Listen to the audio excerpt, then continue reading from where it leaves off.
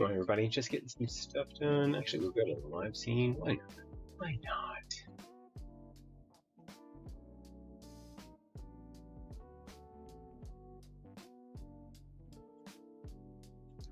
Just posting it around a little bit. Getting the word out to all my fans.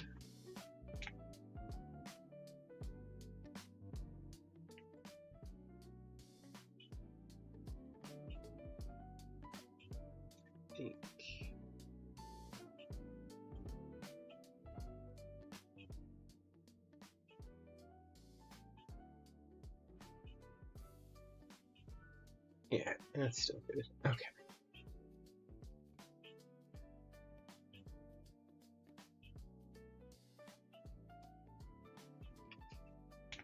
I don't know why I keep posting the Keep Coalition. That board is obviously dead.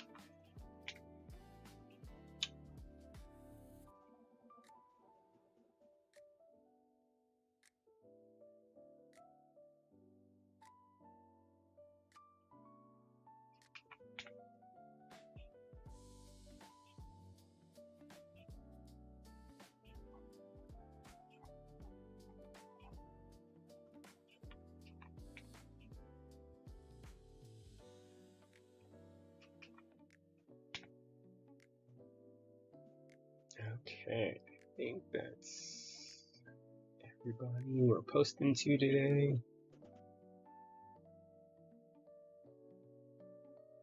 Morning, Jabronis. How are you? Glad to see you here.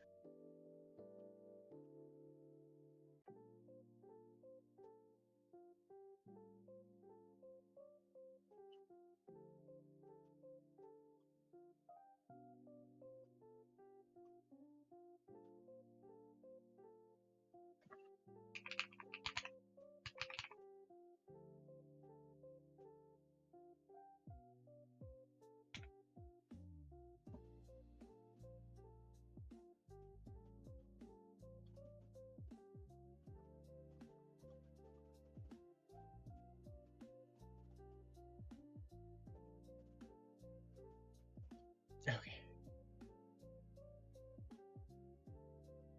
Nice. Yep, me too. And today's coffee is Community Coffee with Chicory. Speaking of which,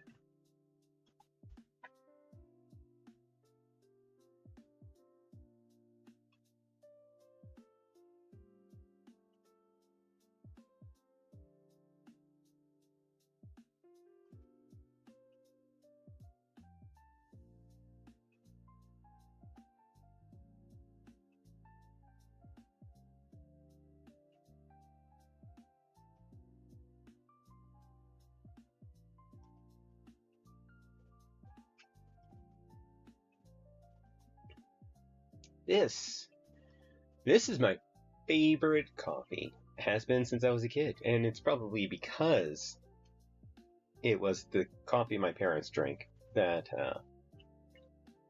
I developed the taste for it.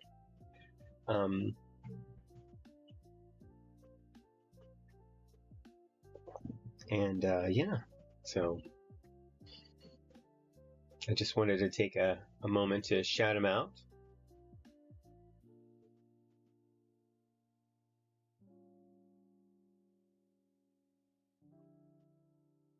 Although it looks like we're in an ad break, of course.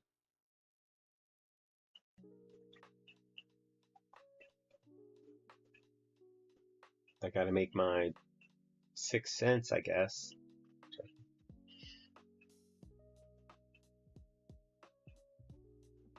But yeah. And then the coffee maker I use. This is the updated version, but I actually use an actual coffee maker. I do not use K-Pods, at least not at home. And that is this, the Atomi. I like it because it's Google enabled. So I can set it up the night before I go to bed. And then while I'm getting ready for the stream, I can just use the app on my phone and tell it to make some strong coffee for me. And it does. It has its quirks. The buttons kind of started to collapse a little. And if you have the Wi-Fi turned on, you can't use the strong button on the coffee maker, but you can still make it strong through the app. So if I'm going to be making the coffee manually, I just have to turn off the Wi-Fi, put on my strong, turn on the power, and then I can turn the Wi-Fi back on. Because it doesn't turn it back off, I just can't turn it on. It's weird. But it works. And it works pretty well. I got it a few years ago. It's still running strong, except for those little quirks.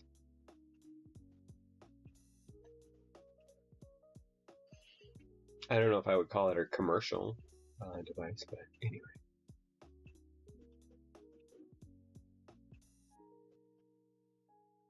Welcome back to Community Coffee. So today we're building the mode Envoy. Actually, we're going to be working with keyboards that you can't buy anymore on the main market. This one was a prize that I won from Jabronis. Thank you, sir. I really appreciate it. I think it's awesome. And this is the mode Envoy. It simple one piece 65% with soft end edges. And we'll see what they talk about with that. I realized that I might need to pick up some parts, because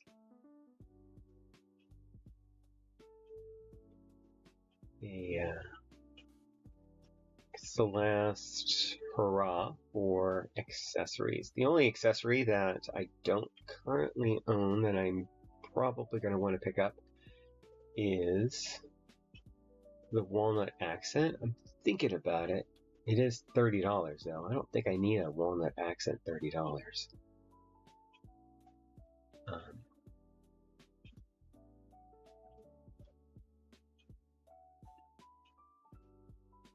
I don't think I need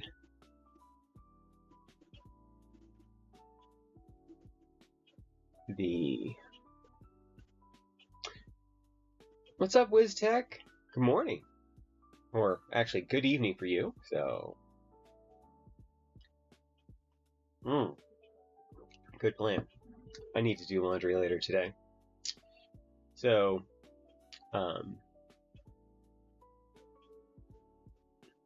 yeah, I think I'm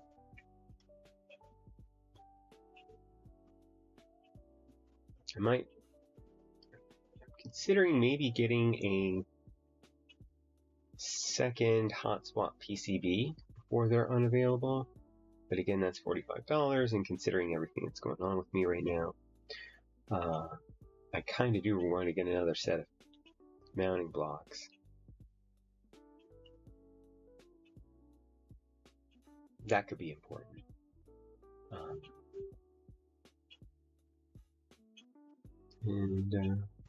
Yeah, today's keyboard, which you can always look at.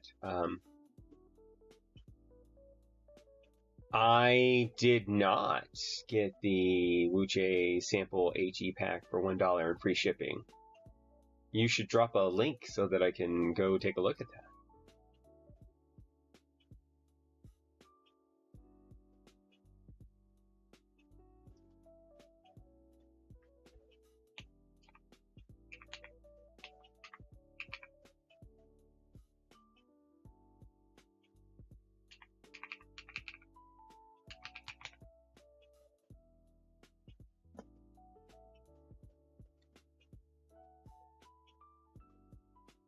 Or this. Here you go. I've already found it.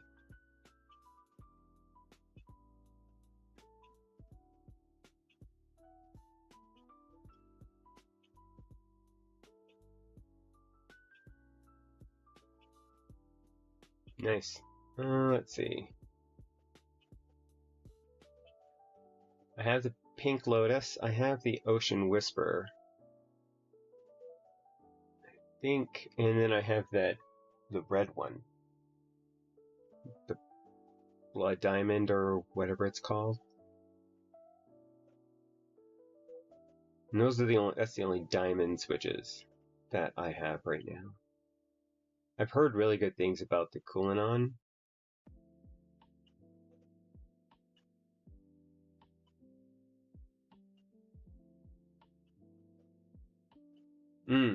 Well, that's good to know. So, if you're interested in trying out, and these are some of the better switches, I still say that the pound for pound, the Union Well, these guys, available through KP Republic. They have circular stems. They feel nice. They have a great sound. And so they're 79 cents if you're buying 10.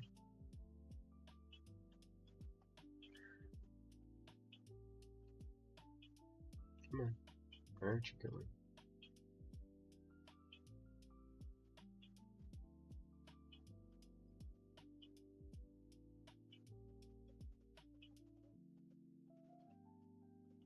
There we go.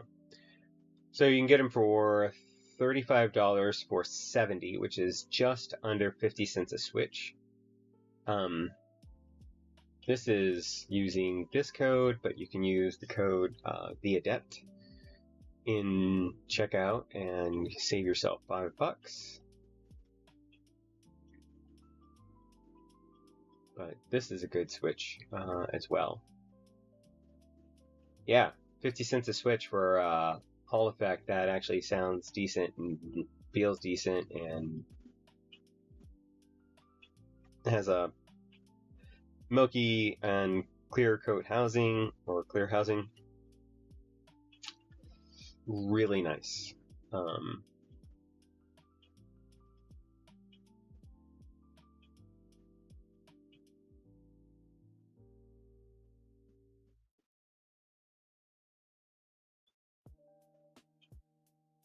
As a matter of fact, you can get 110. Watch this. It's great. $75.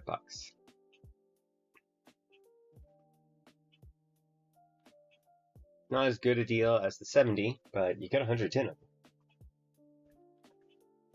Which for me is a full boat, so I only have one keyboard that would take, that's a full, that would take 100, and that's the HE108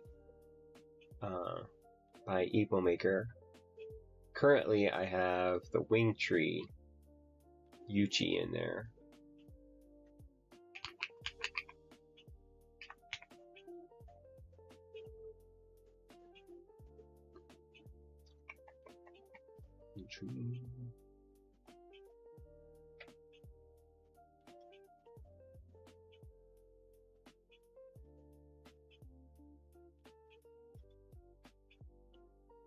These are the switches that are in my HE108 right now. That's at the office, actually, because a coworker is using it as his daily driver. He loves it.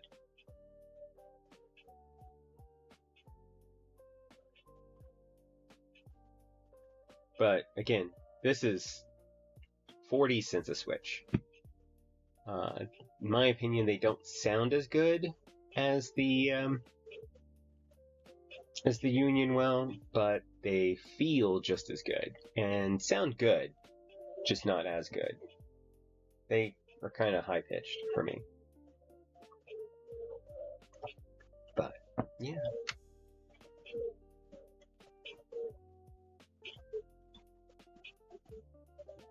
Well, as I was saying, today's keyboard is on my desk is the ASCII F, and it's a really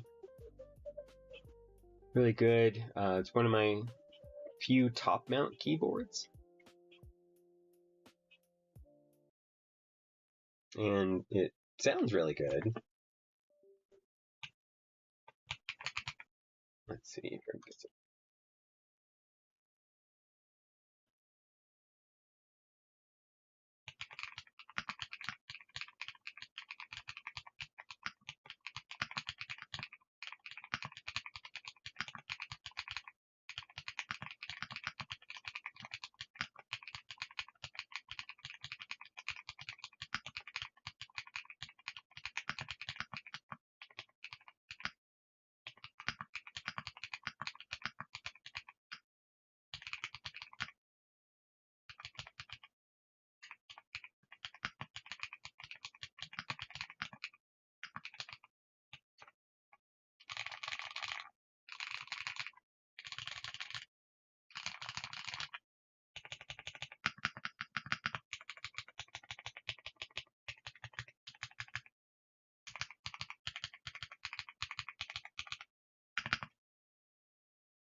Yeah,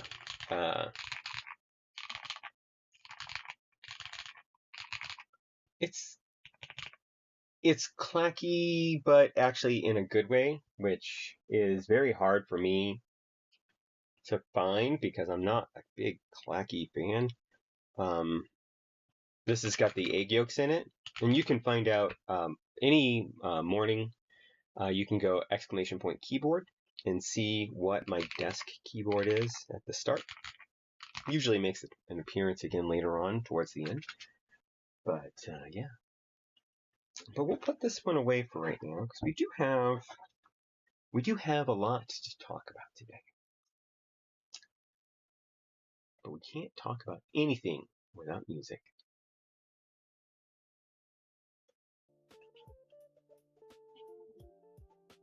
Okay.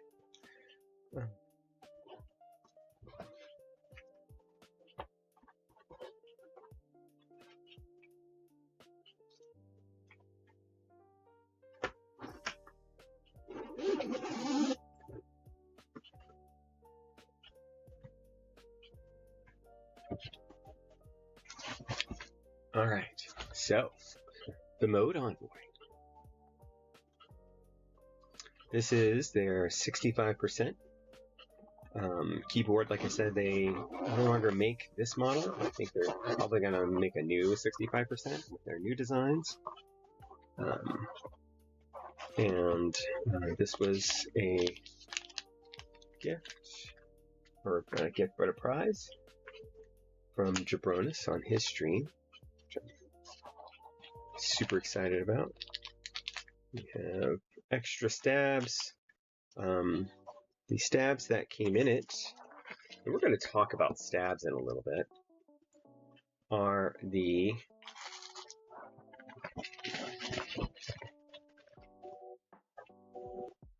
oh, sorry, are you doing all right over there? We'll come back to you. But here's the keyboard.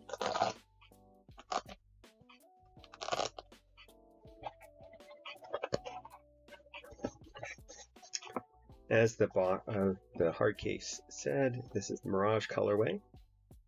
Now, for those of you who know the channel, know that I do already own a Mode Envoy in Mirage. I was very excited by this because of a few things. One, I wanted to try something different. That's okay. We're replacing the stabs, Jabronis, because I do not care for the Durock V2 stabilizers. I'm not a fan. So let's talk about stabilizers, because I've gone through a lot of stabilizers in my time. And actually, we're going to bring browser back up.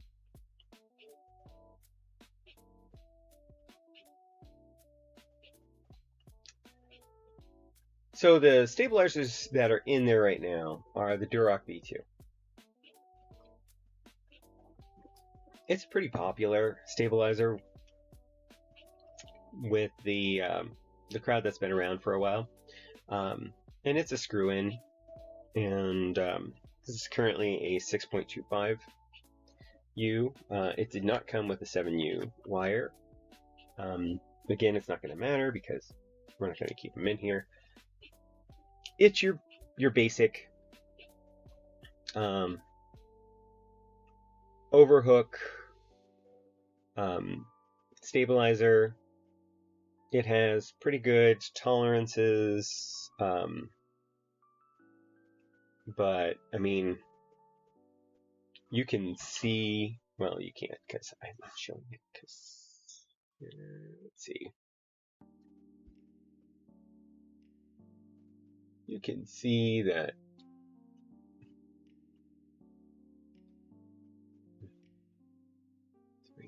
come on, camera.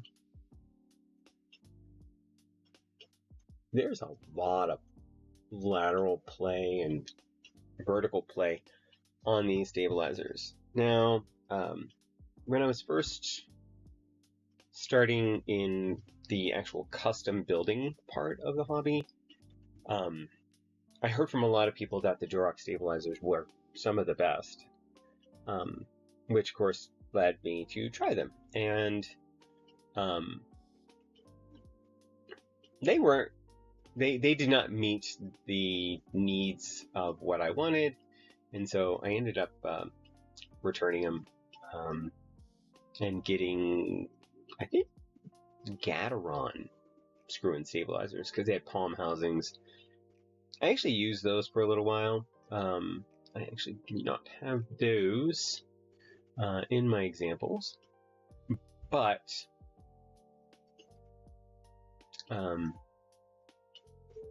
morning toe popper. We're talking stabs. What's everybody's favorite stabs? Is it the cherry clip-ins? People love those. See, these hook through the front instead of hook over the top. The Knight V4. Where's my Knights? There they are. So the Knight V4 stabs. Can it show us anything but a box? Oh, there we go. So the Knight V4 stabs are in that classification of silicone insert stabs. They are also a hook over stab. The problem I had when I was using, and I started Knight stabs, I tried every version of the Knight stab except for V2. I skipped V2 because V1 had an issue, and that was the stabilizer wire would pop out, and then I would have to unbuild the board to get the wire back in, or sometimes I could get it to go back in.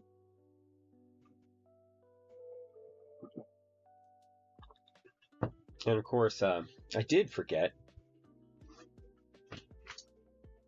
to, well, here, let me show you. This is actually my mode Envoy. I figured it would make an appearance, and I forgot to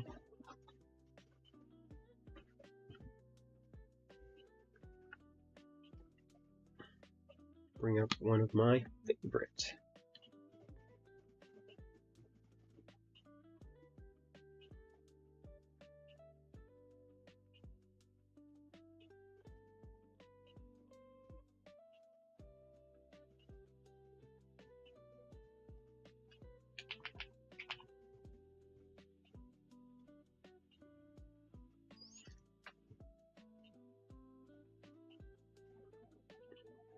So these are the Paigu stabilizers. They are kind of the original silicone insert stabilizers.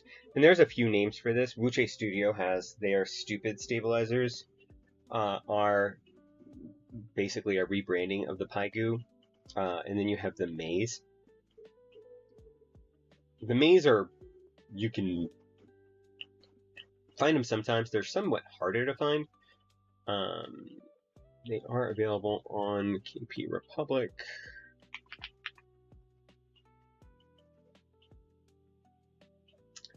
The Maze are nice because you can actually get them in not brown. But they're, in my opinion, a little bit... Come on. You're not going to change for me? Why aren't you doing things? There we go. They hook under. This has the benefit, obviously, that you can't pop a wire. So the wires can't come out because they're basically bracketed between the plastic case of the housing and the PCB itself.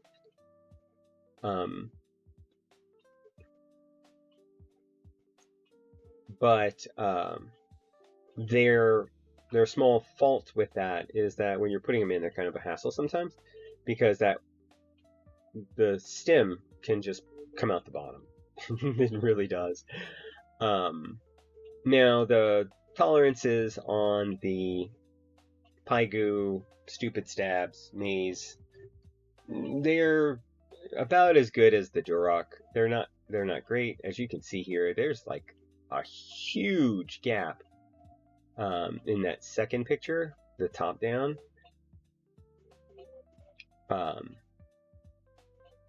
Yeah, there's a huge gap there. So you can kind of see that this design was it's a good design, but it doesn't have quite the tolerances. Now, we'll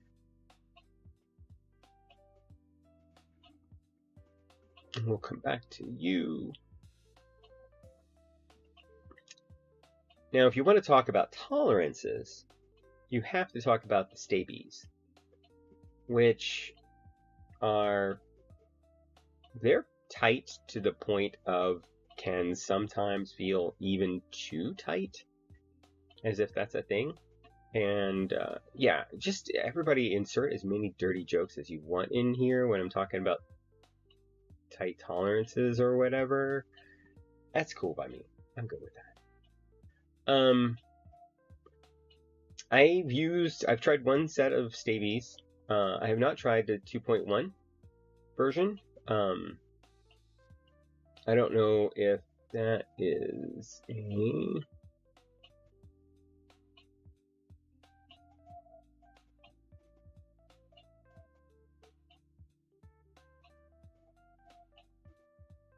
It's a black chrome. Okay, so this doesn't have any type of TPU covering on anything or silicone inserts or anything. These are just straight up classic stabilizers with like probably some of the tightest tolerances I've ever seen.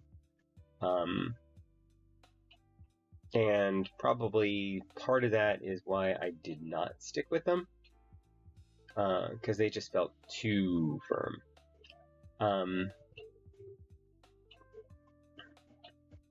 Now, another very popular stabilizer, and now we're starting to get into the fancy ones, and now we're going to start talking about where stabilizers are heading.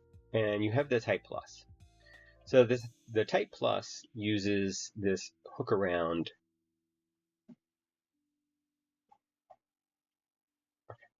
Uses this hook around design, and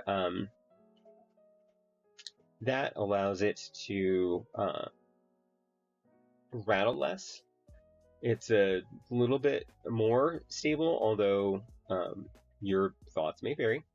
because I've had some lateral movement on my Type Plus, but they are my, well, for the moment, they are my third favorite stabs. And yes, I have a ranking system. They're still like an A tier stab in my opinion. With the Paigu, well, they're probably S tier as well. The Paigu, these, the Knight V4s are probably up there. They may be A tier because I still have a concern about popping a wire. I've only tried the Knight V4s once, and they're pretty good. And then that brings us to, well, let's talk about the ultimate stabilizers. As everybody, or not everybody, but as some people might know, possibly the ultimate stabilizer. These are the Norbauer stabilizers. By the way, community coffee with chicory. I hope you're all enjoying a cup of whatever.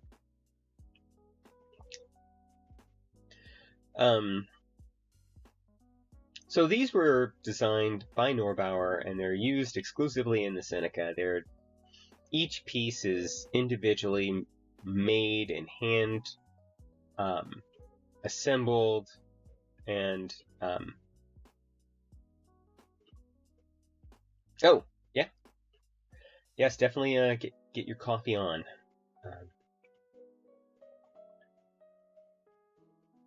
So these stabilizers were designed specifically to address basically every issue except for every technical issue with stabilizers. There you go. It addresses every technical issue with stabilizers. You get no rattle. They are immensely stable. You get just kind of the perfect experience technically with a stabilizer. Now, the problem is that, at least for now, this isn't a consumer commercializable product, because they're all, hand assembled and hand, designed specifically, and you just can't, they're too complicated for your consumer products. It's a niche boutique product, and it's designed to work on a niche boutique board. I want one. I would love to have one. If the Seneca can be my one true EC board, I would be happy with that. For those of you who are not familiar with the Seneca,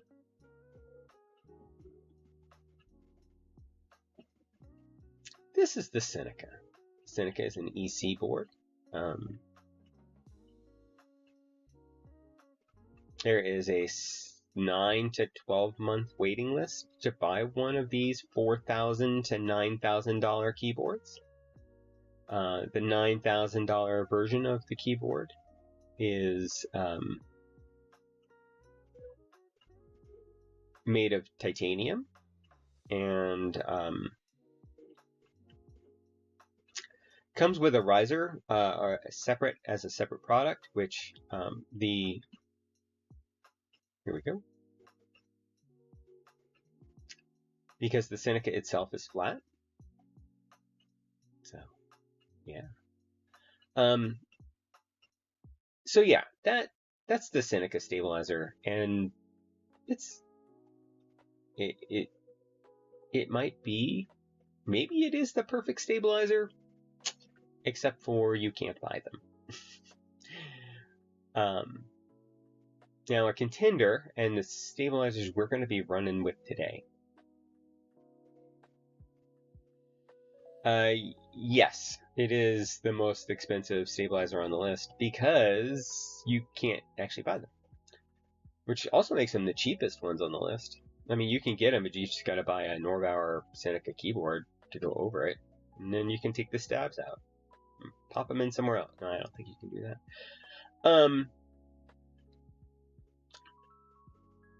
So one of my contenders for some of the best stabilizers currently on the market, and we'll see.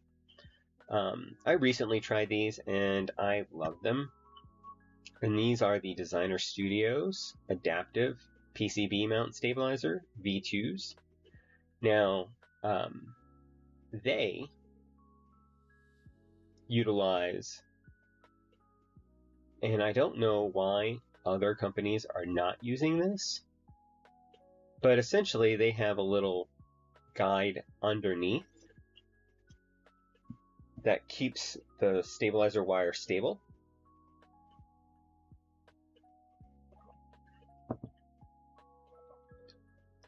Now they make a plate mount version of this, and those are pretty much the only plate mount stabilizers that I use these days.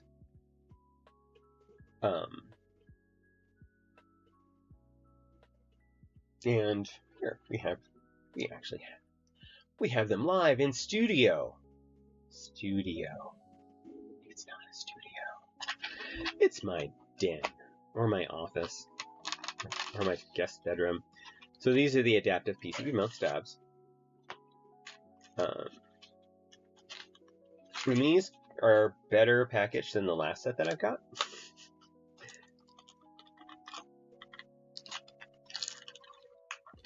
The last set I got was basic. Oh, and then there's 4 wraps. 4 wraps is a good stabilizer too. So we have our Teflon pads, which we'll use today because I'm trying to build this once. That's really interesting. We'll come back to that. So yeah, it comes essentially with all the lube, everything. The wires are locked into place so they don't rattle around, so they don't bend or warp. So you are supposed to be able to just put these in and go. And we're going to find that out because we have 2 sets and we're going to put them into 2 different boards. And we're going to see if we get any rattle. We'll do no other work to them. There will just be that. One set's going to go into here. The other set will go into the DR70F, which has the stabilizers that came with that keyboard. Meanwhile, we'll also be converting that back because I'm going to embrace the scuffness that I did to that poor keyboard, which we'll see later on. So yeah, this is my current. Now this is all copper, including the copper plate. So it has kind of a unique sound. And again, more Usume keycaps. But what's switches?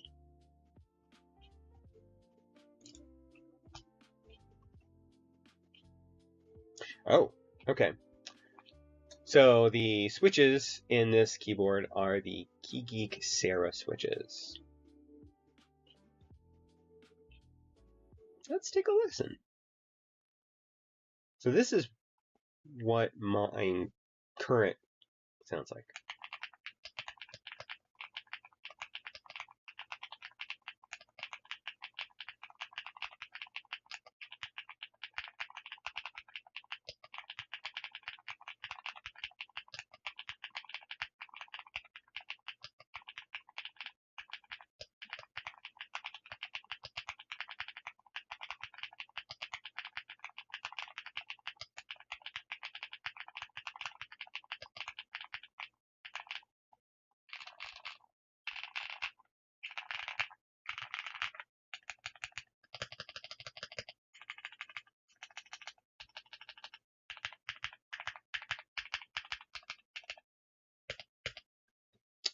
So, yeah, this is my starting point.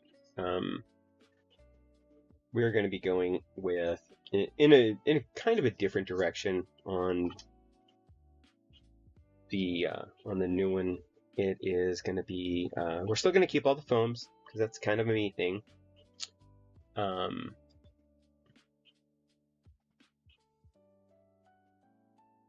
But we'll be going with the HMX London Fog V2 switches, and we're going to go with Cat Space Dust on this thing, because it's got the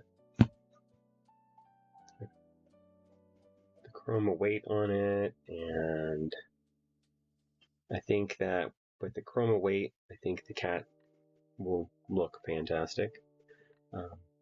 For those of you who see it, but we'll see. Otherwise, we have a variety of things. We can also go mode keycaps, because I've got mode tomorrow. And then what else? Oh, and KKB Abyss. I have for this guy.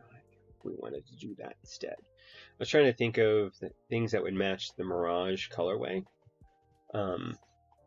Which I wanted to compare the two. They're an exact match. I remember there being some discussion early on about whether or not the different anos on the different Mirages were different at different points. So if not, these might have come out of a similar batch. So we were talking about, and we're almost done with our stabilizer discussion, by the way. Because you have the stabilizers we're using today, which are the V2. Now, not V3, but something totally new from Designer Studio as far as stabilizers, and that's the Consi.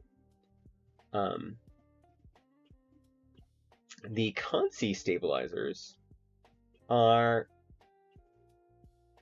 I would say, similar in concept to the adaptive stabilizers, except instead of having a hook on the bottom that keeps the stabilizer wire secure, it instead literally has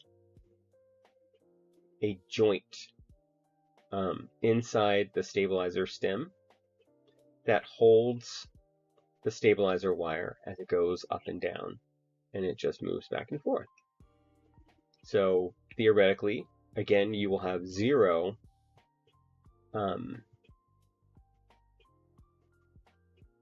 wobble, you'll have zero rattle, because it's just not possible for this. They are not out yet. They actually come out next month, and I've been talking to Designer Studio to see if they'll send me some, and they're supposed to talk to Divinity and get me a set or two once they release. So we'll see. And then we'll drop those in a board and find out if they're good. But yeah, and they're not going to be crazy expensive. Let's see, do they have the price on here?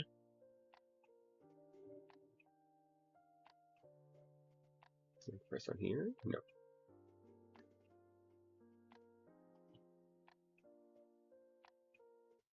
If I remember right, they're going to be, yeah, there you go. $16 for a set. And that's going to be your standard TKL set, not a full set. So double that for a full keyboard, or an 1800, or like mine, FRL 1800s. But you end up with extras. So if you're like me, all right. Stabilizer talk done. Does anybody have any questions, any comments, any queries? I did have some other ones to show off that I enjoyed over time, like the M1. This was, again, another set that everything came pre-balanced and snug in their own little cases. And generally, except for the fact that they were just basic stabilizers, I liked them. TX stabs, clip-ins, it's classic. They're probably in like maybe the 5th spot along with the M1s for favorite stabs. Oh, I saw this and I was like, oh, this is interesting. And this is helps you balance your stabilizer wires. I don't know if anybody's ever used this, but it's very interesting to me.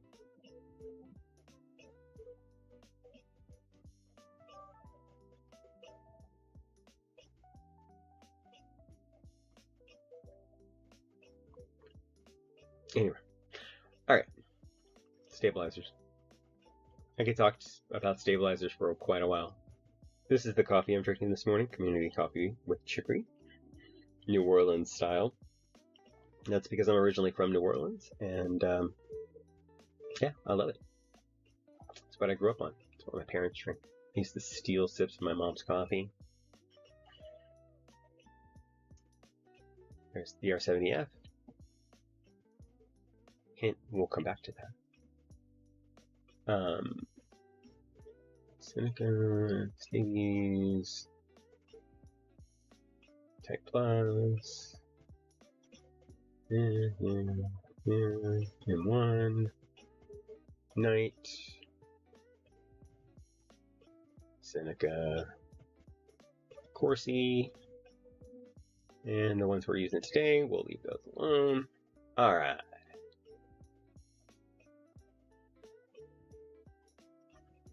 Now, so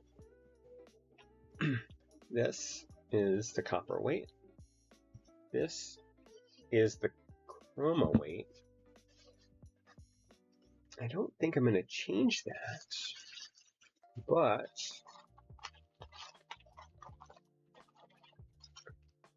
this did come with a second weight and accent piece. And I just want to show it off because it's awesome.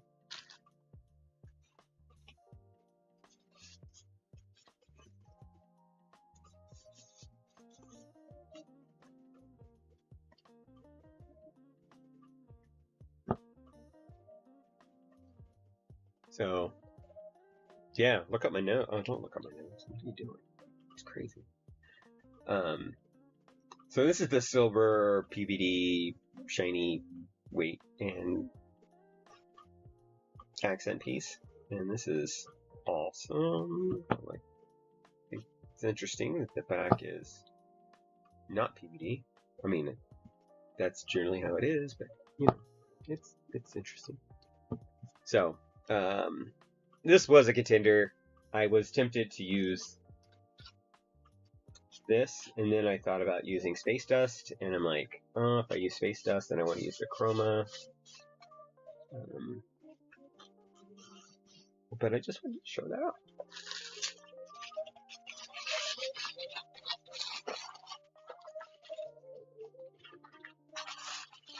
And get my grubby little fingerprints all over it. Because that's how I roll. Okay. We're going to set you off to the side reverently. We're going to set you off to the side. Well, actually, we'll put you back in your case.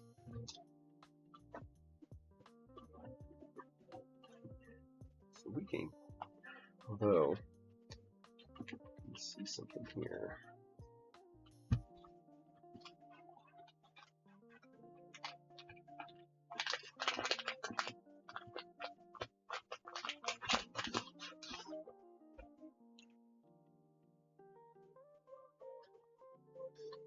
Yeah, that's what I thought. Okay.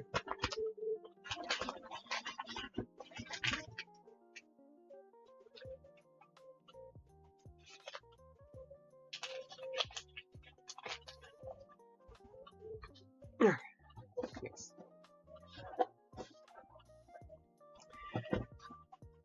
I was looking to make sure that the plate that is in the new one is also, and the plate we will be using is palm. That's and that is the only other plate that I own besides the copper, so we will be using palm today. That is the wrong size.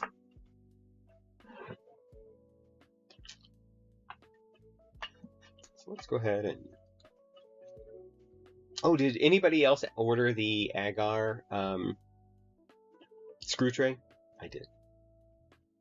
I redeemed points. That's how I was able to justify it to myself. And somewhat to Brenda. And by Brenda, I mean Fran. Wrong size. Don't forget you've heard that name. Because I'll always refer to her as Fran on here.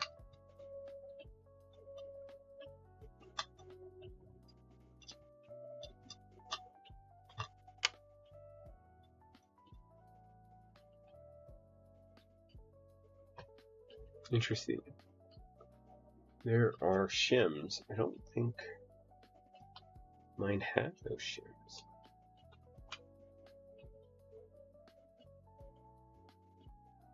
Interesting.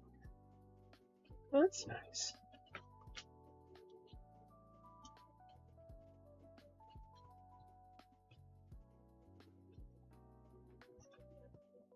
It is connected via a JST connector. Give it a little wiggle. We are not going to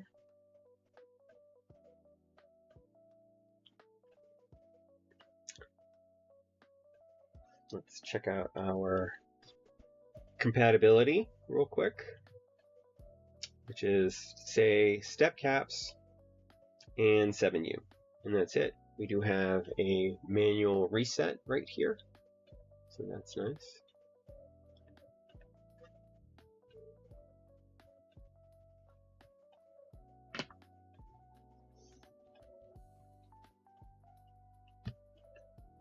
Before we get into the PCB, taking a look at the bottom, you can see that there is some stepping on the inside bottom of the case. See your daughter board here, JST wire, the blocks. Now these have the softer blocks in here. These are the hard blocks, but they are basically the same. Let's see, how would I get a good view of this? You wouldn't. So basically you've got this triangle that fits into the case like this. PCB rests on it. And then you do the 2 screws here and here, which locks the PCB down so that when you turn it over it doesn't fall out. I like a bouncy experience.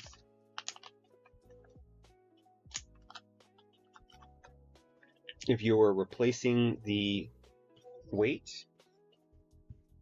you would remove these 2 screws here, and then that would allow the plate to come free. If you're replacing the accent, there are 3 screws along the back that are inset a little. Then you would take those out and put your new weight in, and then screw that down. And that's basically the board.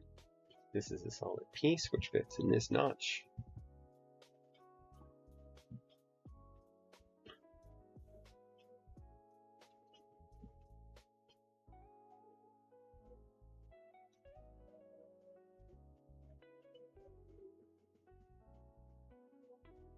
Interesting.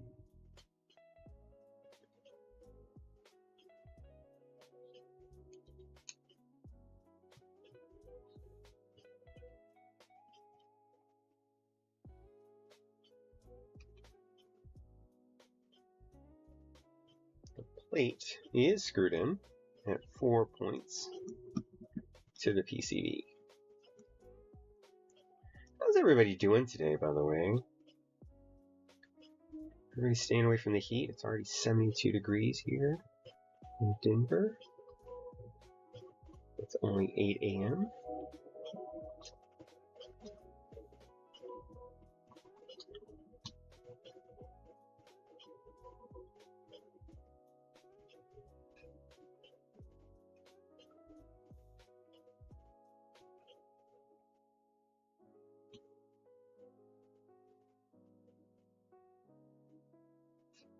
So remove 4 screws and we should just be able to lift our palm plate out, and we can. There we go. Set that there. We have our plate foam, which is a light pour on. We have our PE foam, which I'm going to leave in place as I start unscrewing. Let's see here. I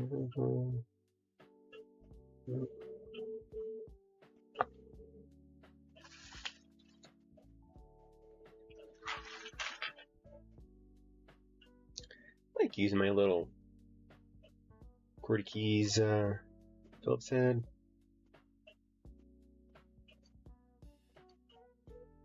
Because if you're going to have multiple tools, you might as well use multiple tools. I really wish I had. I really wish that thing had arrived by now, but I just ordered it. I don't think it's even shipped yet. I don't even think that it can be shipped yet. It might have been a pre-order. And by thing, I mean the agar screw tray. This is not your old board. Your old board, I showed it off a little bit earlier. Sadwich is the person whom I got my mode from with the copper. This is a Mirage mode Envoy that I won from Jabronis. And he did his, I think it was a streamiversary. So I now have 2 Mirage mode Envoys, which I'm not sad about.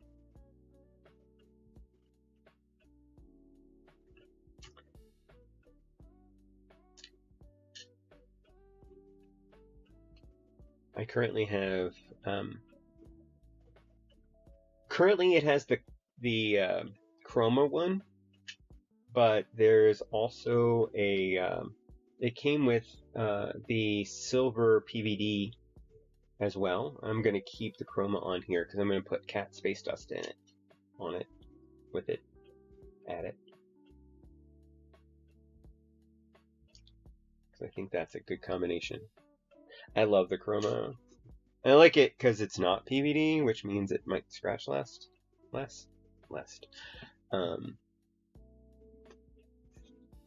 This has Duroc V2 stabs on it, which we're removing.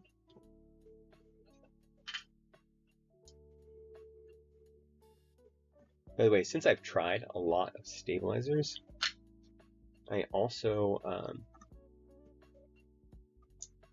yeah, I wish I had the, well,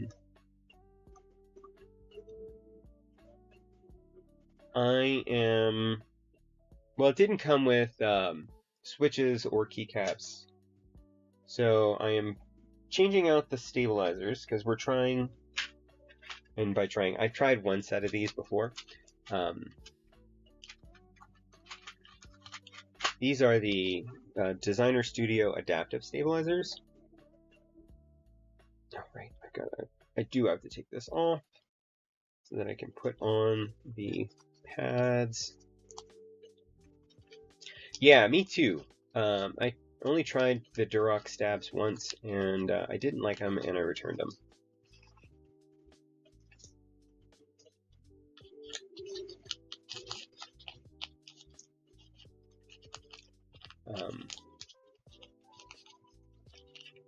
Well, if you hold on in September, you missed my whole thing on stabilizers. In September, Designer Studio is releasing their Consi, C-O-N-S-I stabilizers. They'll be at Divinity, and you can use my affiliate link from my beacons if you want to order some when they come out. But they're Consi stabs, which have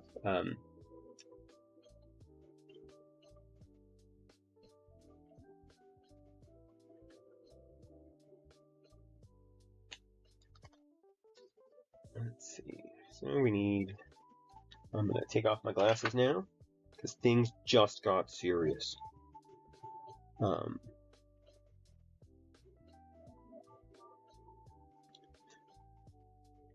Right. So the Consi stabs have a very unique design, and they are. They're basically inside the stem. They have a hinge.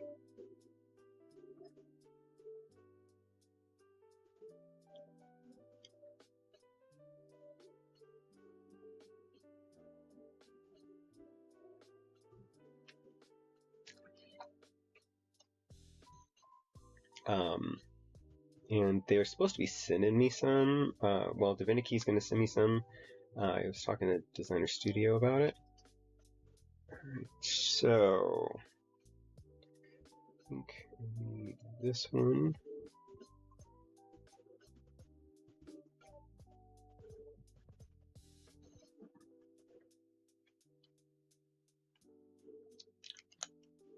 Okay, well, you have a great day. Enjoy it. Stay cool when you need to. Everybody stay hydrated. Drink some coffee, which does not hydrate, but still.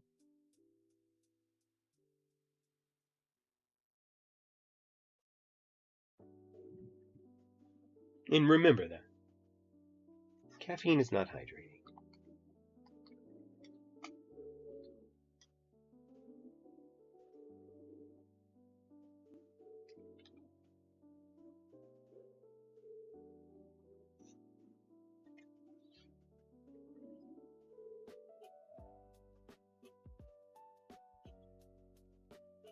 Since it is technically a diuretic.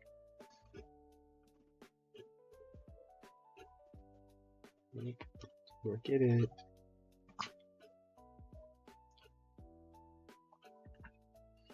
Morning, Kilara.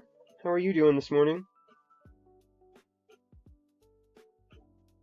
You're just in time. We're just starting the build. We are using the Designer Studio Adaptive Stabilizer V2s. And that's because I don't care for Duroc stabilizers, which are the ones that came in it. Some people swear by them. I'm not one of those people. And that's cool, because the hobby is all about preference. I'm doing alright. Still looking for a job.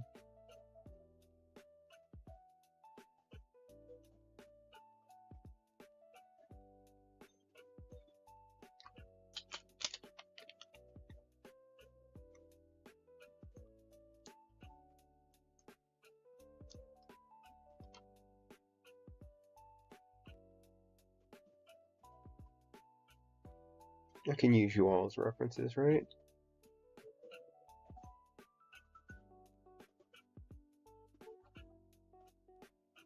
I'm a character. Alright, so now we have to put this back. It should drop on there. There, the 4 holes for the plate. What am I doing? What am I doing? Being crazy. That's what I'm doing.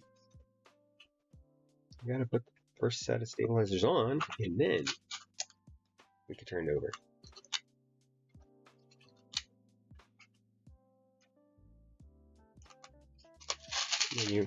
Oh, because there's nothing. It's because it's sitting loose like that. Alright. Woohoo! That there. We did it. Look at us. And by us, I mean look at what I've done. I've ruined everything.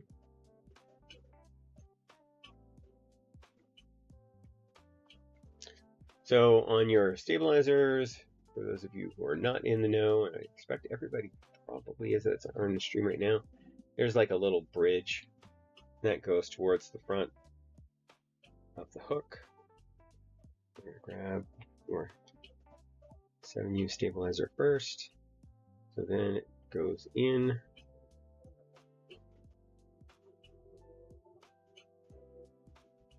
Said, then it goes in. And then it locks into place. And it is a hook over. So then now it is in place. Grab our next one. Look for our bridge. Put it towards the front. This has no lube on it. Zero. Nada.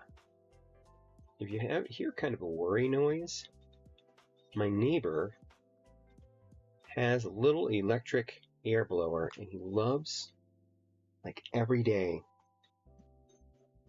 he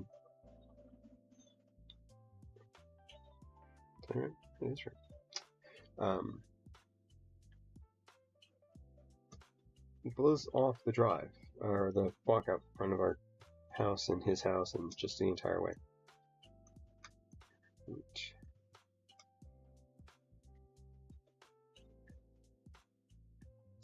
Aren't you going in the way I thought you would?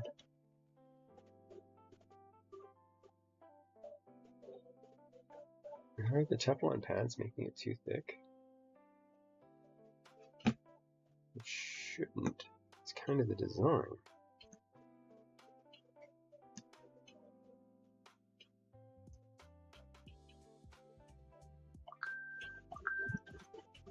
Let me check this. And hooking under. So it's not. There it is. Okay.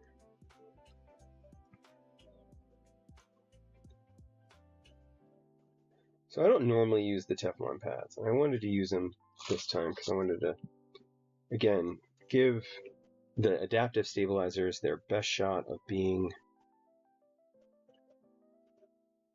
like their primary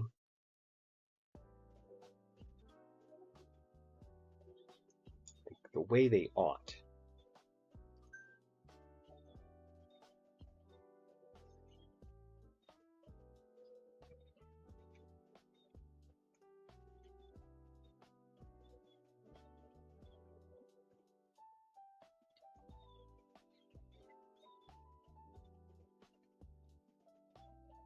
Okay.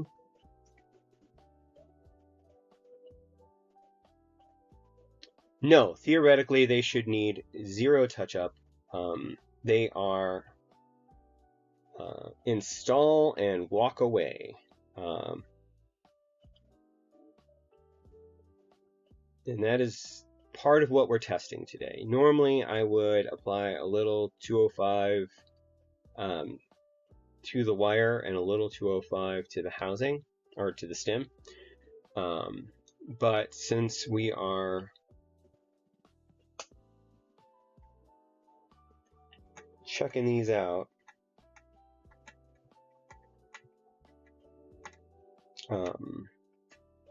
to see if they kind of truly are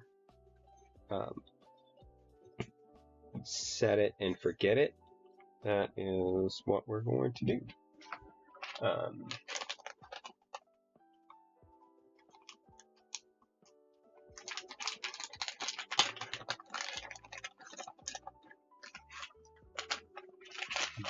Because it was a little, let's see, should we, yes.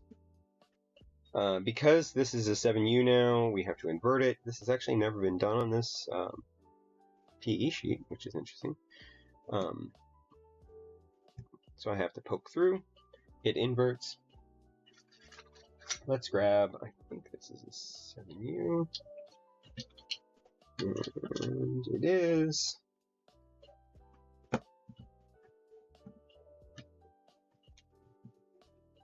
So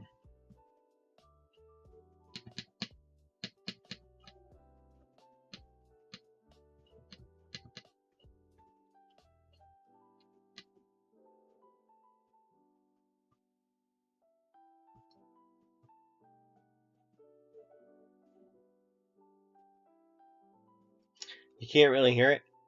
Trust me on this.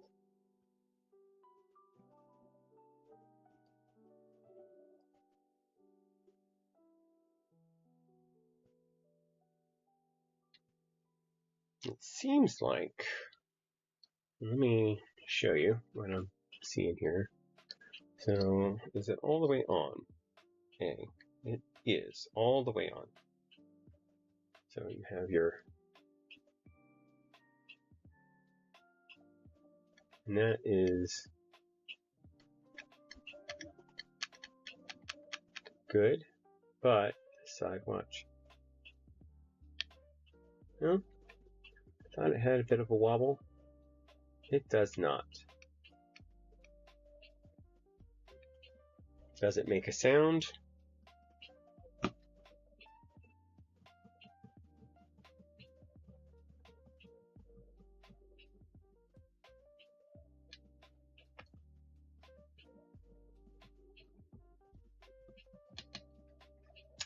Maybe. I will need to carefully take this out. I'll need to test it more once we actually get it all together, but for now, it returns properly, which is really what I was testing for just now, because I wanted to make sure that it returned properly.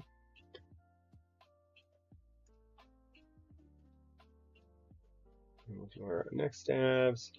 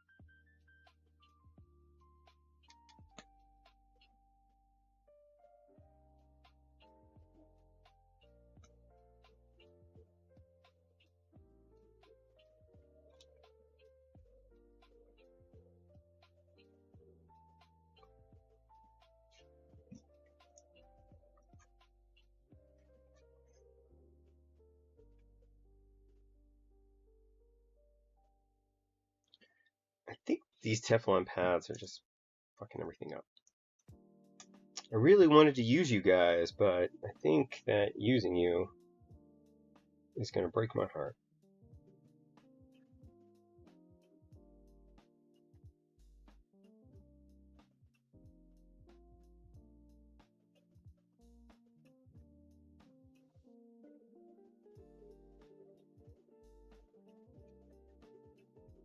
I have extras, so if I decide to put them back on, I can use these or I can use other ones. Let's see.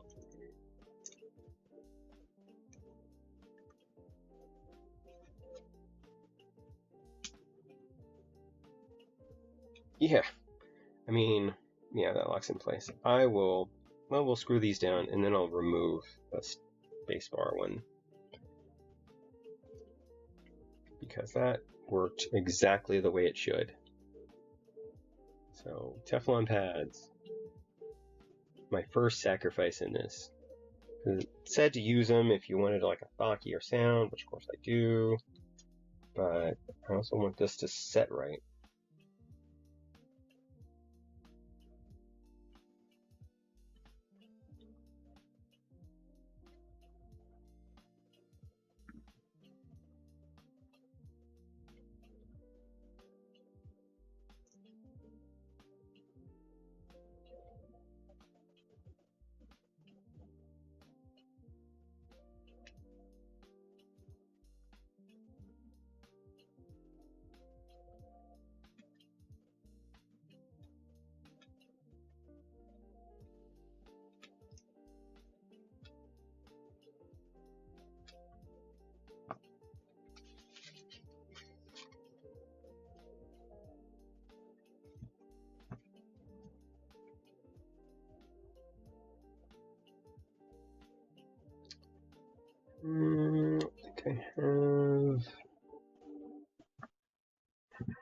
No, I have an inner key.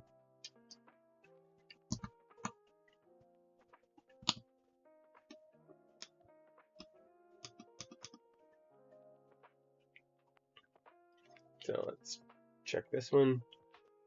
I'm not going to check them all, but I do want to see.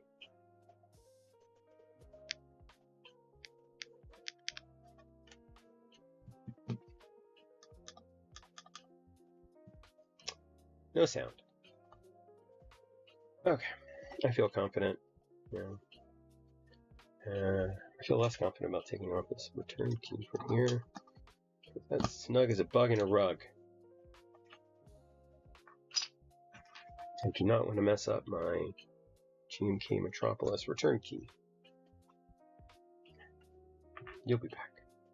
You'll be back. Okay, so we're going to take out. Okay, well, thank you for joining me. Tell your fiance I said hi, I guess. I don't know. You make breakfast by cooking it or pouring it into a bowl or onto a plate. But don't pour it onto a plate if it's supposed to be in a bowl. Just, you know, helpful tips from the adept.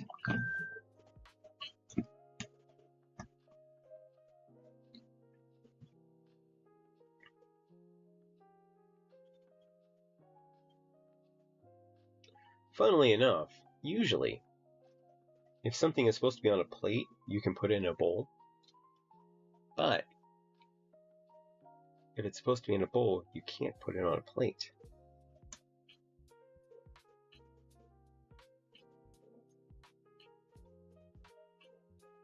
Which is why the bowl is the superior receptacle.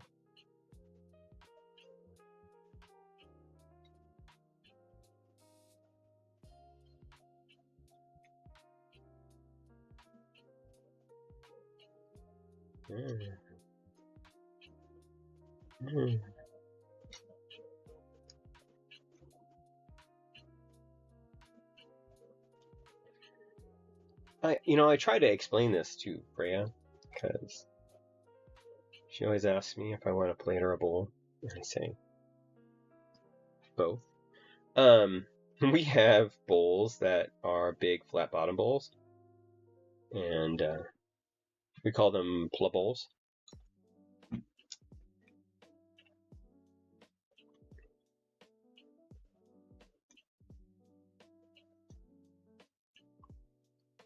And our pla bowls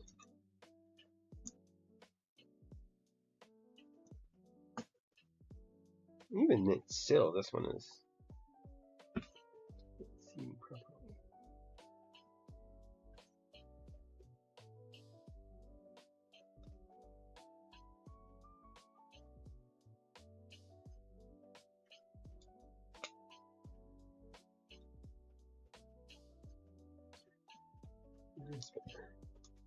A little bit of 100%, but we're gonna go for it.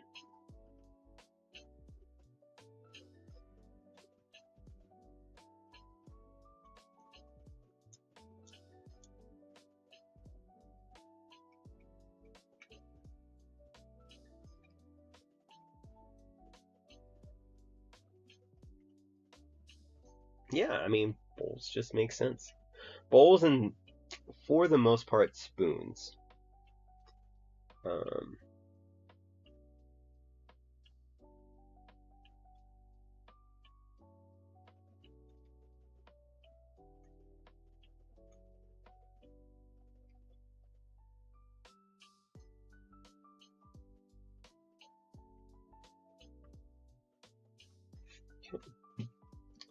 That is 2. We need 4 for victory. And 5 for fighting. Sorry, that's a music joke for those of you who get it. 5 for Fighting was a band from the 90s. And they had a hit with a song called Superman. I'm older, as you can tell by the gray hair. If you can see the gray hair. My hair is all wild today, so...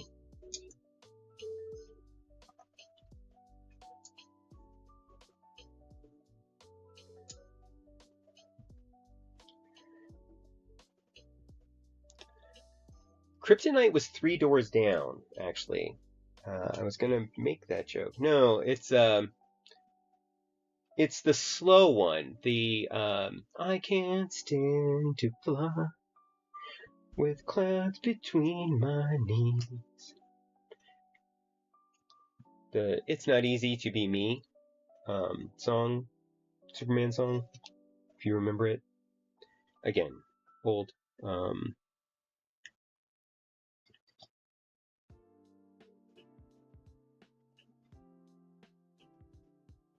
Although 3 doors down, they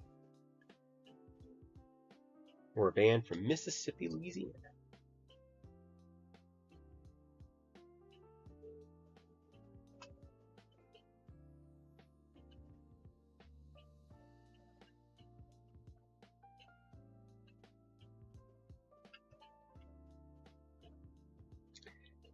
Yeah, I simulcast to YouTube, so I try not to use copyrighted music. I don't know if I should bother. Oh, hey, look.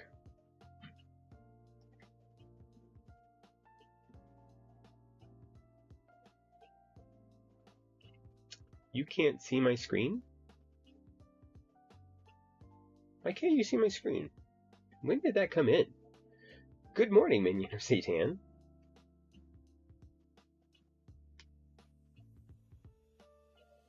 I am so bad. There. I'm so bad about looking at my YouTube stream. Gosh. And then, you know, I'm like, should I do it? I like being on the YouTubes because it gives people an alternate way if they don't like Twitch or aren't using Twitch right now.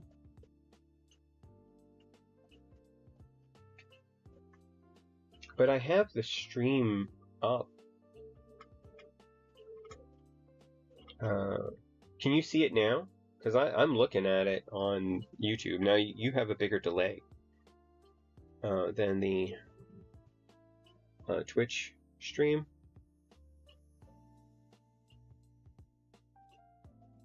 And your stream is not coming through. Oh, there it is. Okay.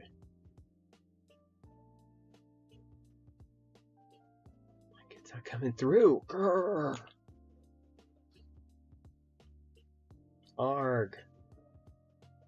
Oh, yeah. For those of you who don't know, I make tons of pop culture references because I'm kind of a pop culture person. You will call me a man. Yes. The old ads.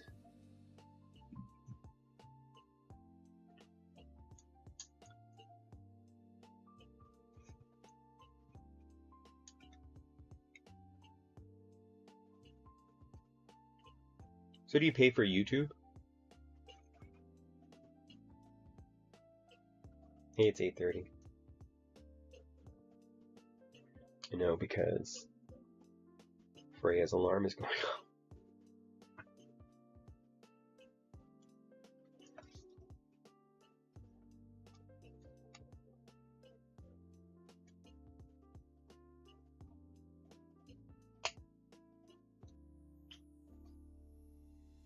Good, good.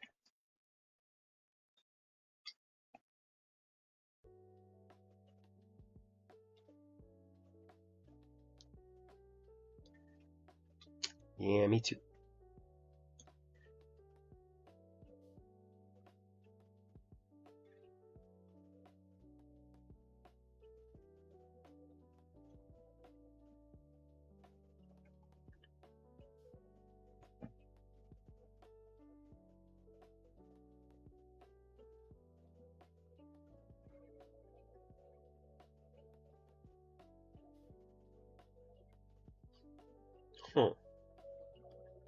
get to that in a second.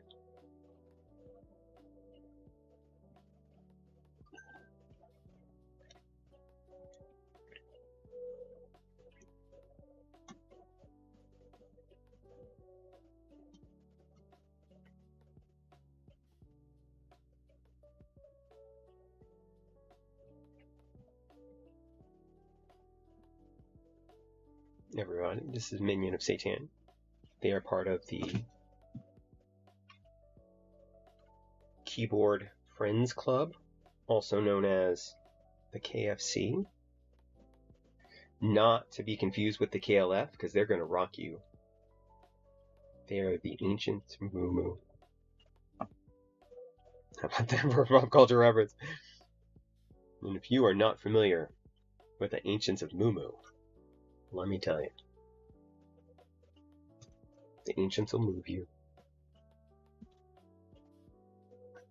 Okay.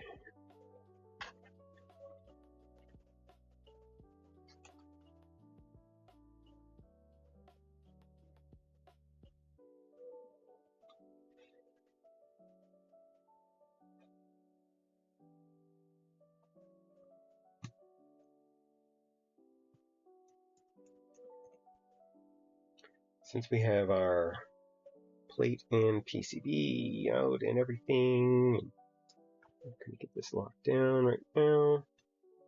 We'll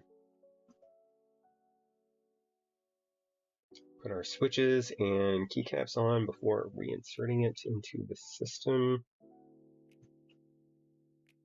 like you should. That is so that you have a backer for your hot swap sockets, so that if you have a keyboard like a Glorious or apparently newer QWERTY keys keyboards, which is a little sad. Oh, there it is. I'm like, by the way, the designer stabs come with exactly enough screws, and I assume exactly enough not gaskets, what's the word I'm looking for? Washers. Exactly enough washers for their keyboard. Yes, because there's one left in here. And one on the table. 2 screws.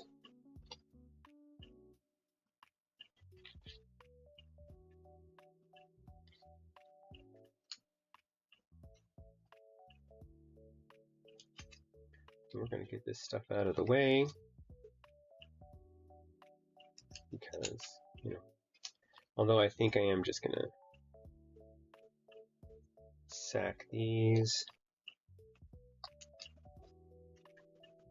You were almost good.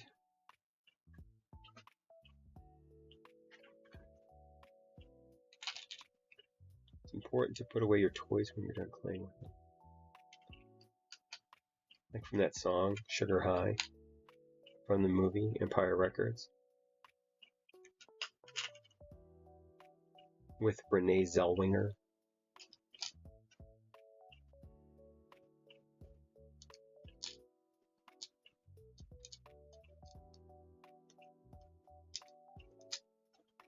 See, now I have one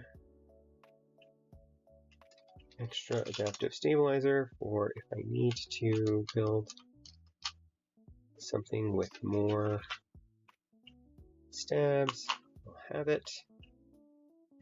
Alright, and then you go back into here. You go back into your box. Are you too good for your home? Move off to the side. Alright. You go back like here.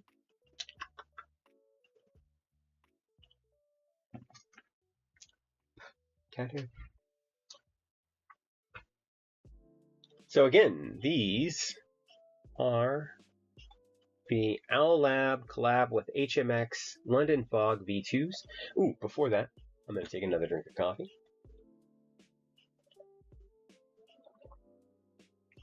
Community Coffee with Chicory.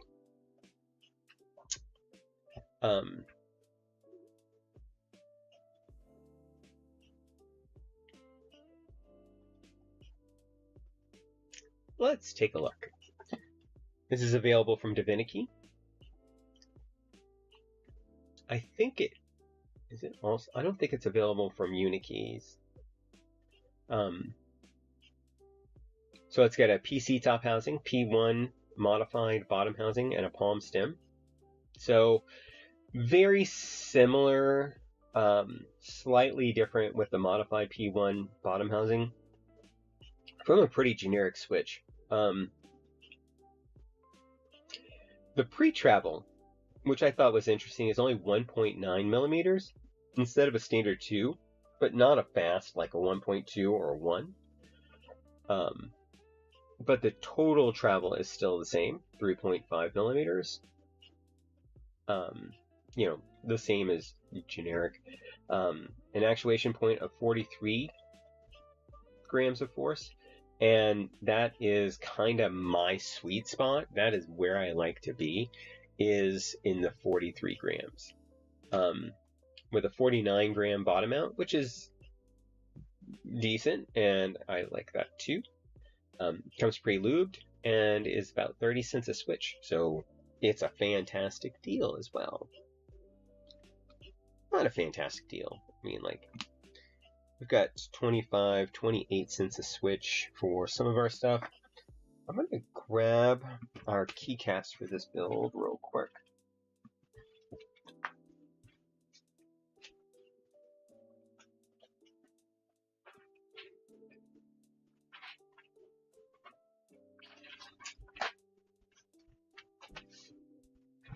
And today, we're going to be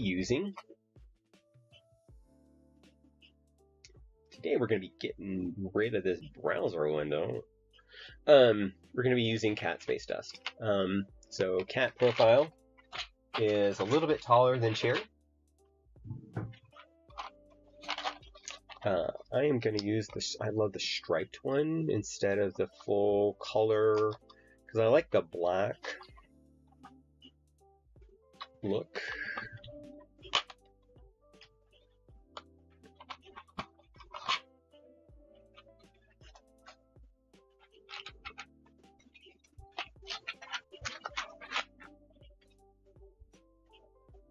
And you see that it's a curvy profile.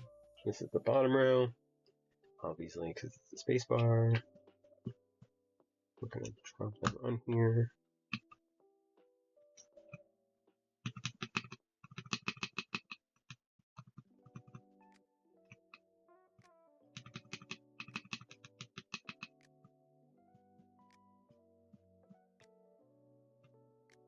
Oh no, that's just...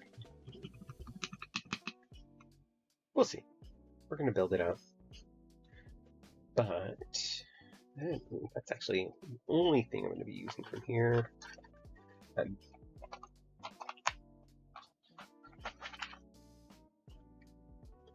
Okay, let's get busy building, get busy dying.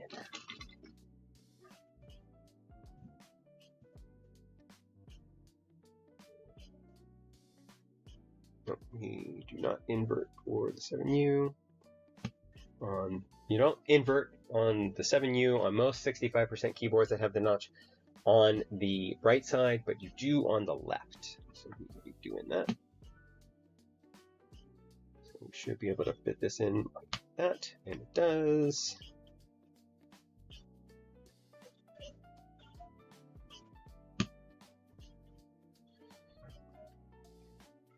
Again, since the previous owner of this keyboard never used the 7U, I had to punch those out.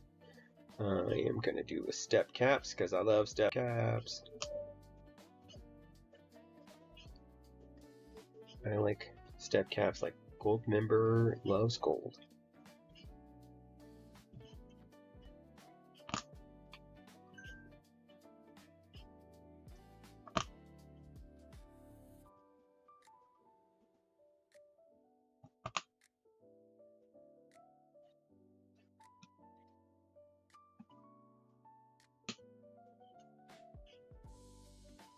So you don't need I mean, you can't use a plate fork, obviously, if you have foams in, because you can't get but it basically acts as it. And you want to make sure that your foams are out of the way as you're pushing in your switches. And then at your corners, there's basically no foam, so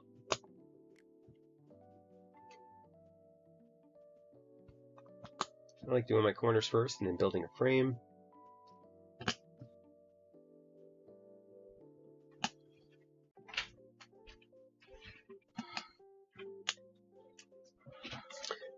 Morning, Freya. Morning. It's like I'm 1,000,000 degrees in here. You know, I'm hot.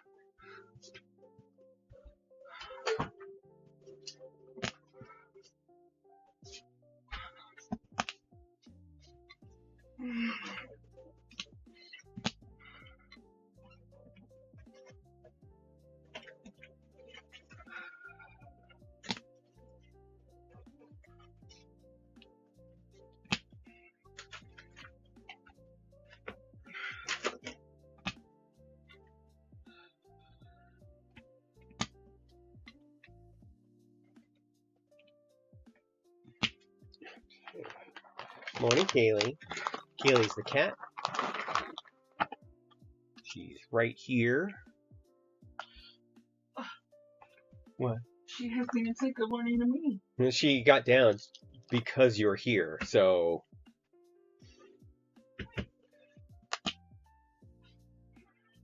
Oh, I need.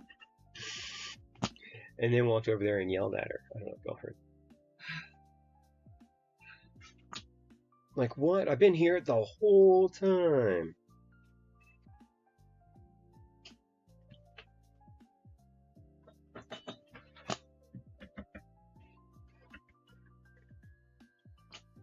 Oh, today I learned community makes instant coffee with chicory.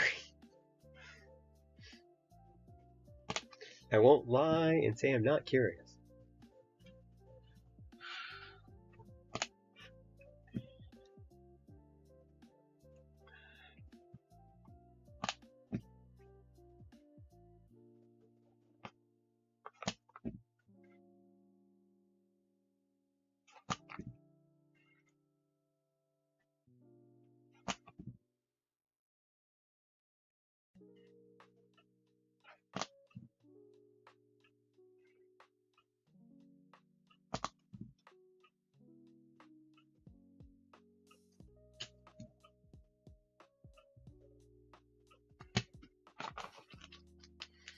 Now that we have our frame, filling in the middle is really easy because the frame stabilizes everything.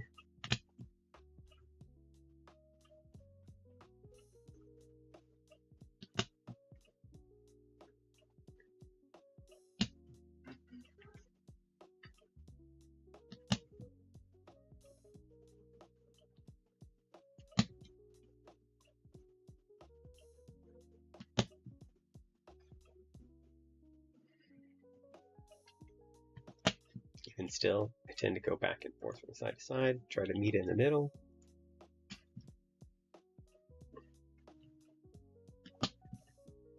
Because I want it that way.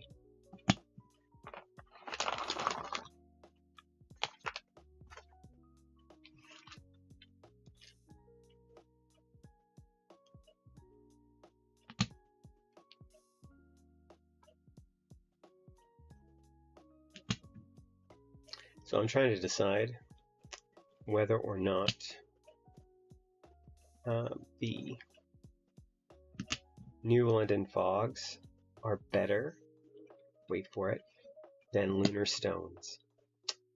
It's true. They are in the hunt. Look at that. I grabbed exactly the number I needed.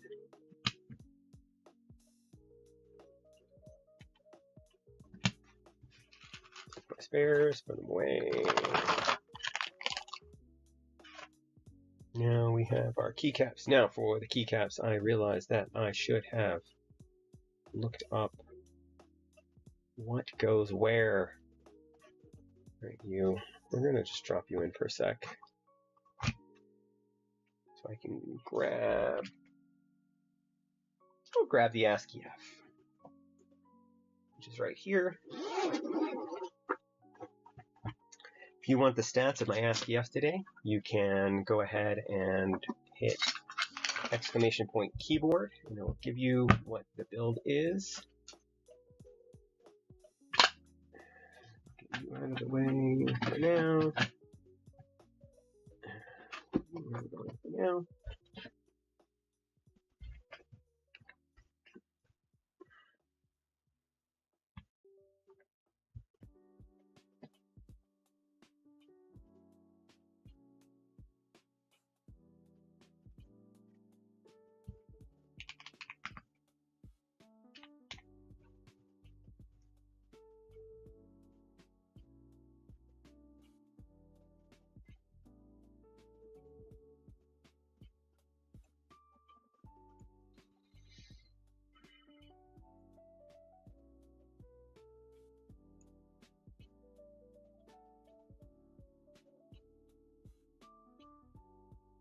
Okay, there we go.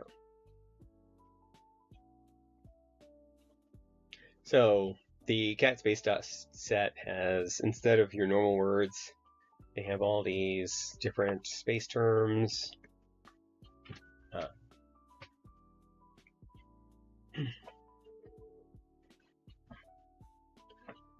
And so it's sometimes hard for me to know which one goes where.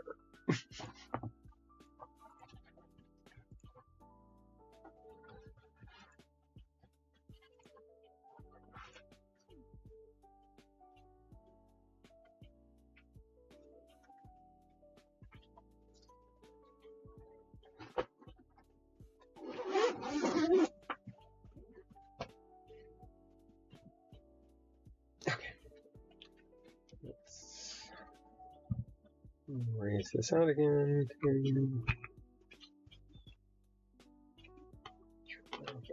Drop it like it's hot. But don't actually drop it, because, you know,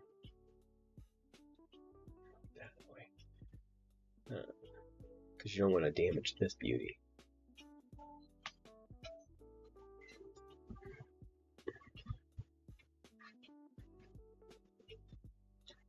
Okay.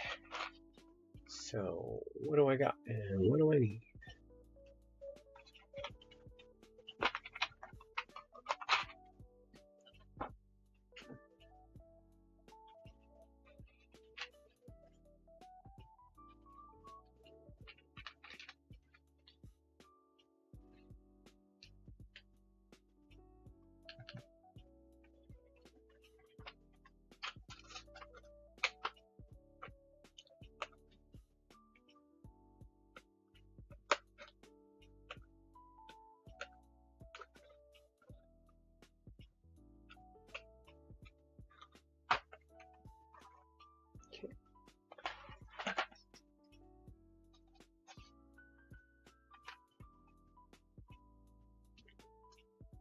I like the fact that it understands that I might put my tilde on either side, and so it gives me both the red and the blue, which is good, because I am putting it on the other side.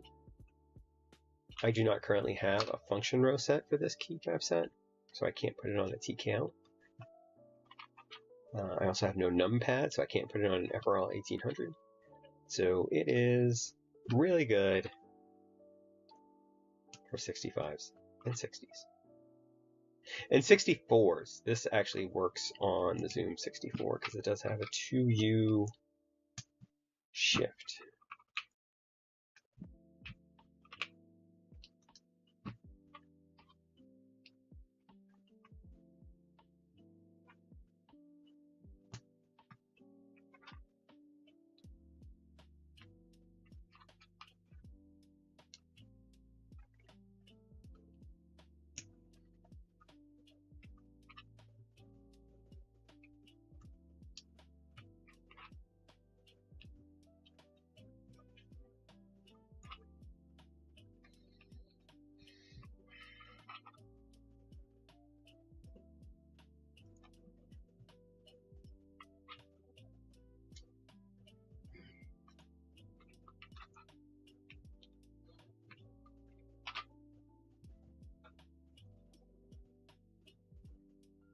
Fitting everything on my one screen so that I can see everybody.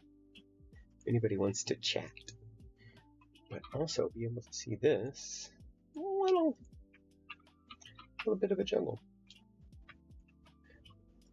Yeah, welcome to the juggle. We have fun and games.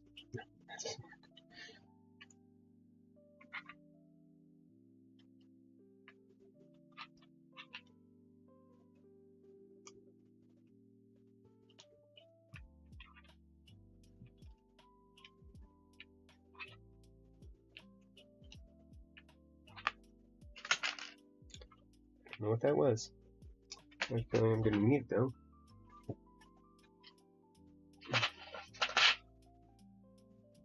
One second.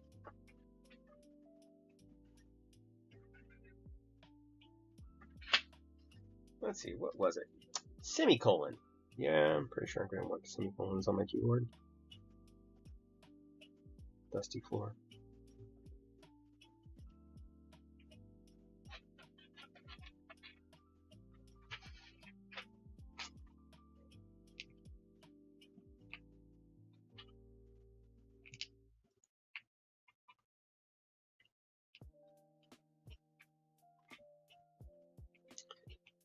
So did y'all find my discussion about stabilizers interesting earlier?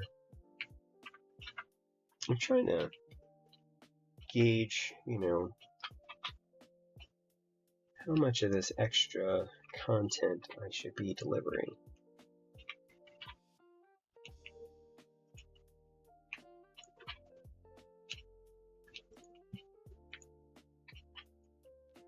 And for those of you who missed it, I went through a lot of different stabilizers and what the benefits are of each and what their issues are.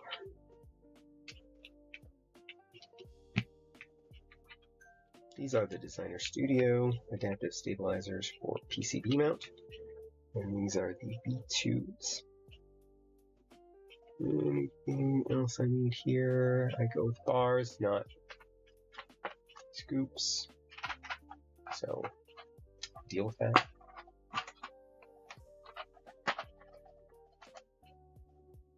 Take a sip of coffee.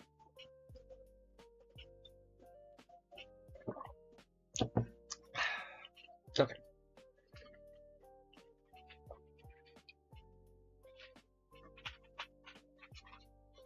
We're gonna go with, how about evac? And we need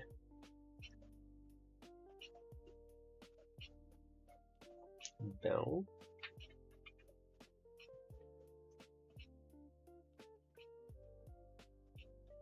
And finally, warp. Not to be confused with wharf. And then we're going to want beam.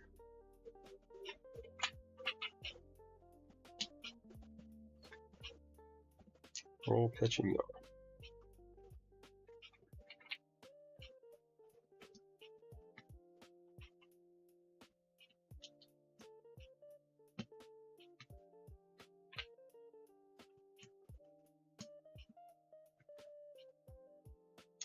Nova.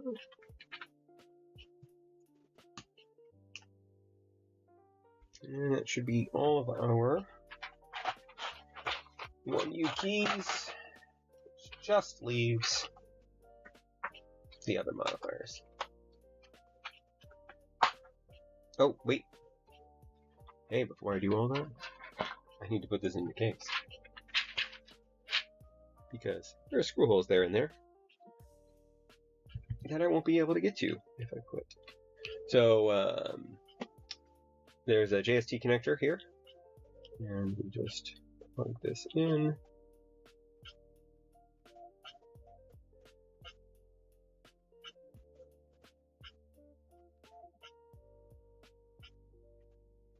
If I can get it to plug in.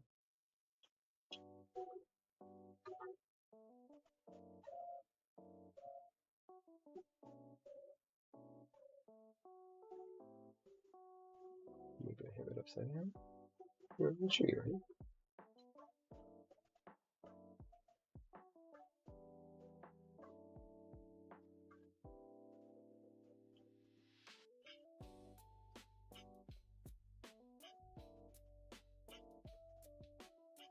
Maybe I do. Let's try it.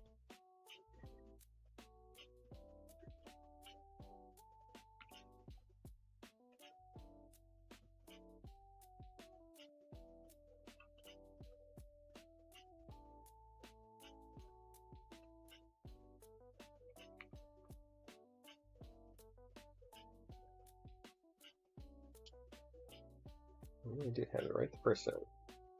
It's like a USB connection. Sorry, USB-A connection.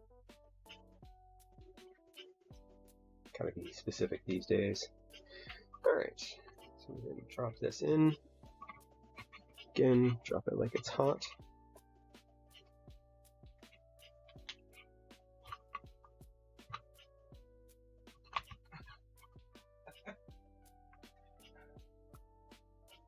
You're dropping in like it's hot.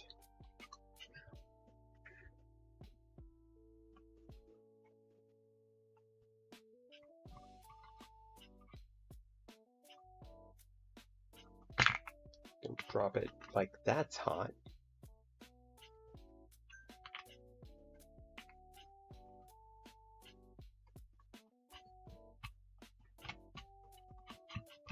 There we go. Okay. Then there are 2 screws. Either these guys. And I use this bit.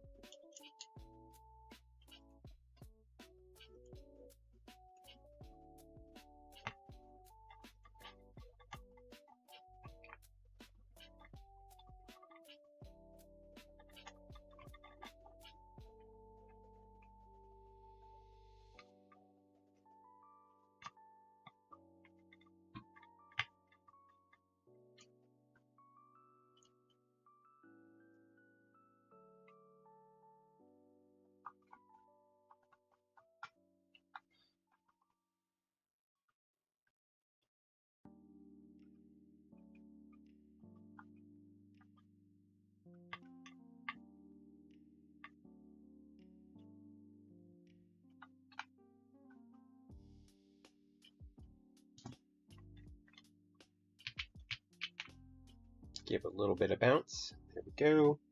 Now we can get in the rest of our keys.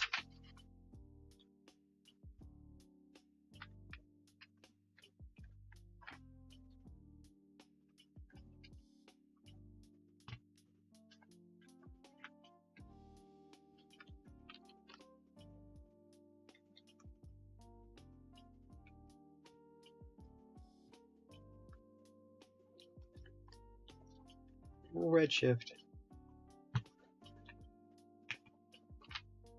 Blue shift. I think you're the right blue shift. There you are. Okay.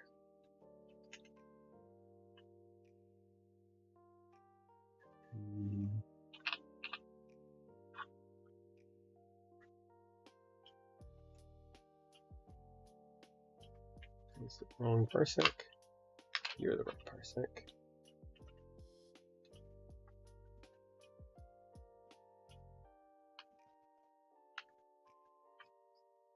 Apogee. Quasar.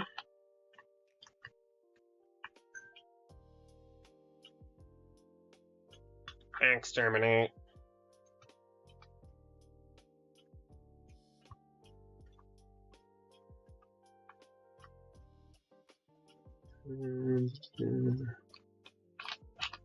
Backslash is just the backslash. And orbit. All right.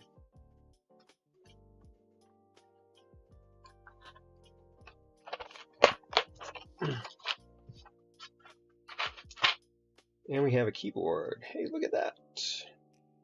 How do you think we did?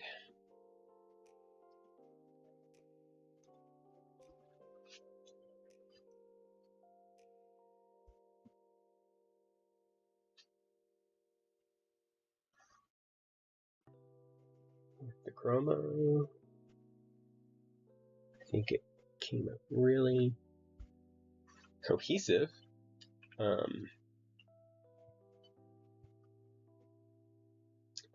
go ahead and pause some music, and we're going to do a typing test. The mode Envoy with the lighter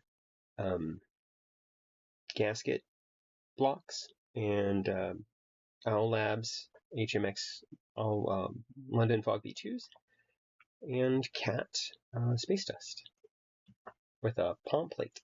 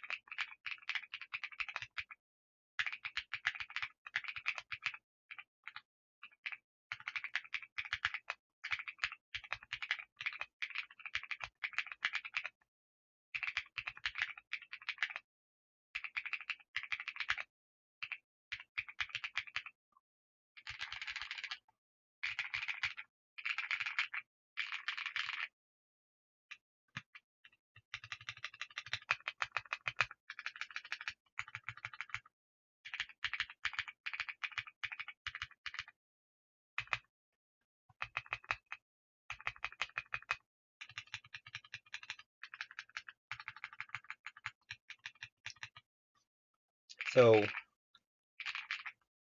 overall, what are my thoughts? Well, obviously the mode Envoy is awesome. It always has been. Regarding the stabs,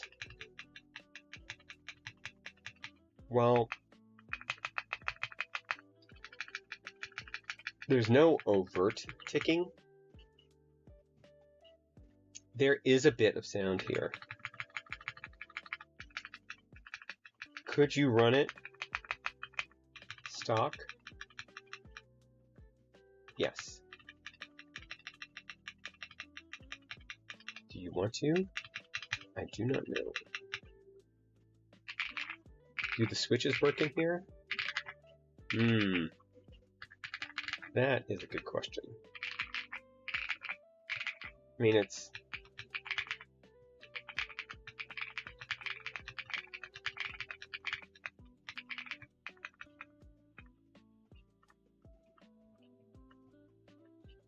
So it's not ticking in the classic sense. I can hear it rubbing because it's trapped in the housing. Yes, that the motion I made was funny. Actually, she's laughing at something else. She does the opposite of doom scrolling in the morning, to where she watches funny TikToks. But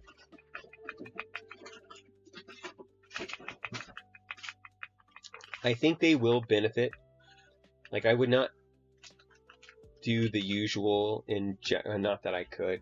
Actually, I think I have some injectable stab grease, but I'm not going to. I think I would take it apart and do a very, very light coating. I don't think I'm going to do that now, but I will do it with the next board. Unless we need to rebuild this. Not sure. What is everybody's thoughts?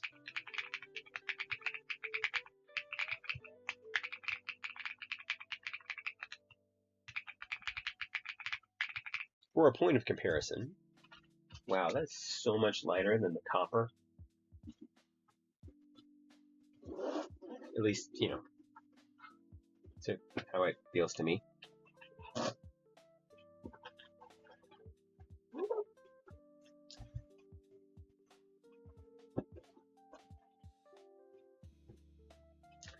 So this is Key Geek Sarah with Osume.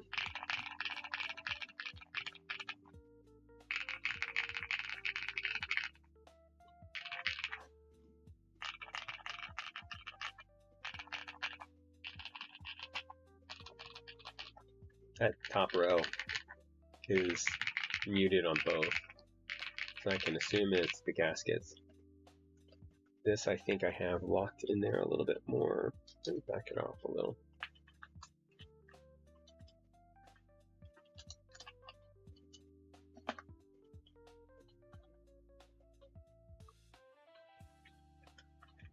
No, I did have it back off. Weird. Check.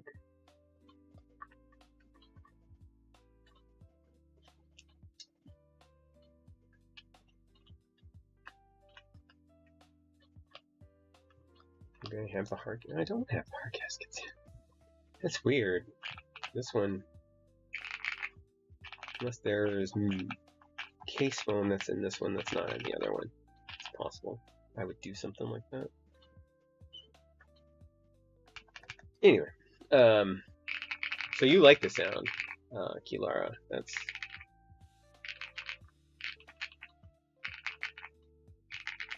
okay. Then we'll leave it for now.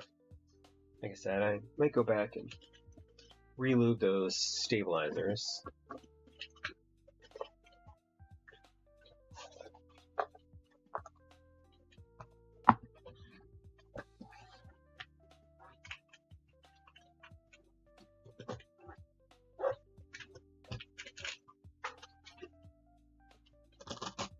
And by might, well, I like marbly. Marbly is kind of how it is one of my signature go-to sounds.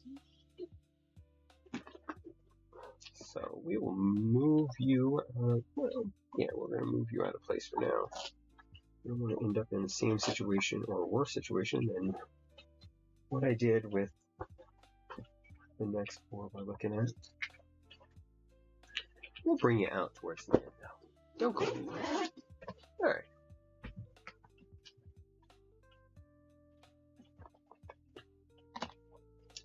So this is the DR70F by Daring Run Studios. I've had it for a while. You can see the rubberized casing is starting to scratch in the corners a little.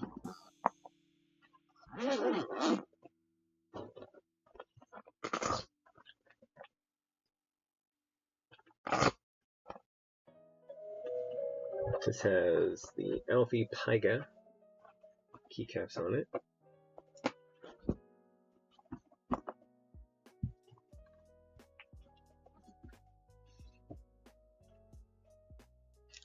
And you can see my embarrassment. It's glaringly obvious. And by that, I mean, it's right there. So when I first got this keyboard, the day I opened this keyboard, I was building it, and I took off the top case, and I set it on my desk, and it fell off my desk and onto my chair leg, irrevocably damaging it. Irrevocably damaging it. It hurt my soul.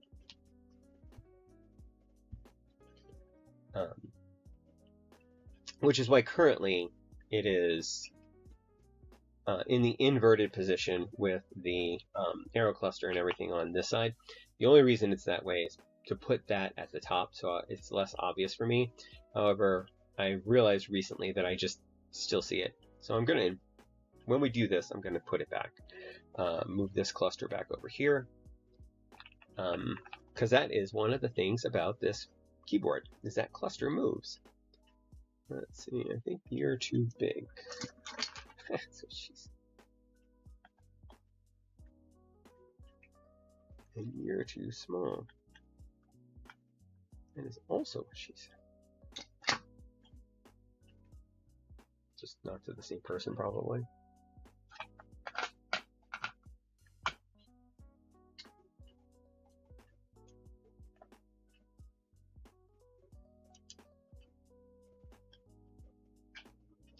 You're just right. Also what she said. Also not the same person. Well, maybe the same person, who knows.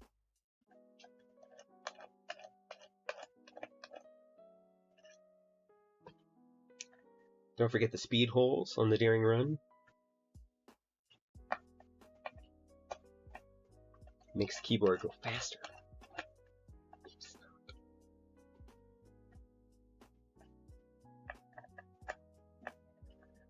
Steering Run does a lot of unique designs, and I am a big fan of their stuff. I have quite a number of their keyboards, considering how many they have and how many I own. Because I have this, I have the Flip, Steering Run, which is, I have the Polygon, but I think that's Wind, which is their parent company. The Ola is their parent company. I have the Wind XR2, which is also Wind, obviously.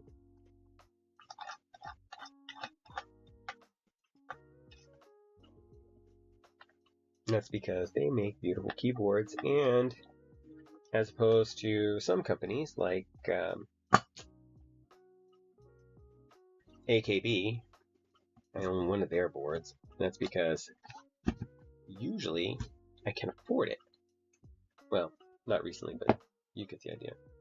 So this has 3 pieces. It has the top, it has a mid piece, and then it has the bottom piece. It uses these diamond-shaped silicone gaskets. Hey, look, my ribbon cable had come out. There are 2 PCBs here. There are 3 PCBs here.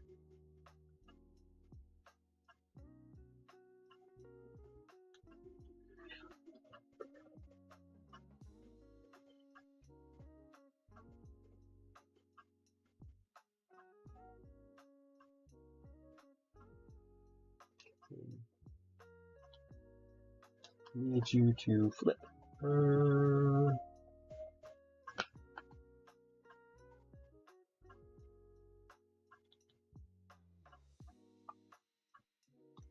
There we go. Okay, this one.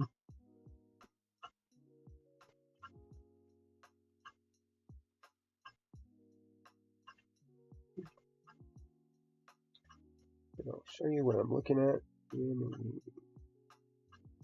With this, that's 2. And that's 3. Okay. So the PCB, as you can see in this design here, there are technically 4 different connectors. There is one for the left side, one for the right side, and then the 2 are depending on what orientation, because you can move them from side to side like this. You just need to move in on each one of the PCB for the smaller boards. You just move that. But let's get that set up. So we're gonna flip it up, move it. I like to move it. Down. Flip this side up. And just put it in. So I get it to slide in there smoothly.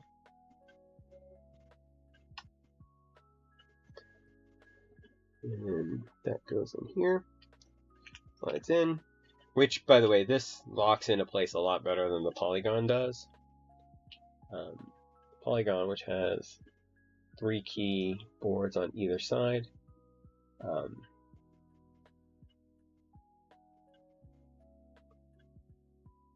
does not go in as easily, or does not stay in place. It wobbles if you have the top off, which is funny because it's a ball catch.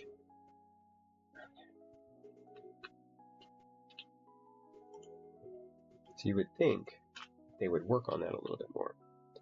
So now we're going to put our mid plate back in.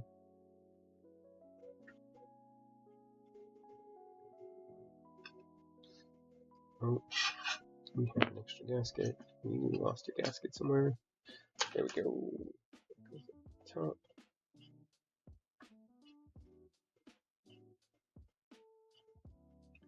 Although you can see, here's the gaskets. And they have ridges, like ruffles, which gives it a little bit of extra bounce. Hard to see because it's black, but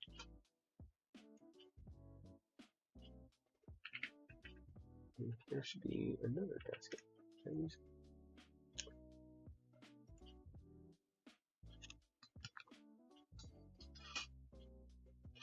Uh-oh.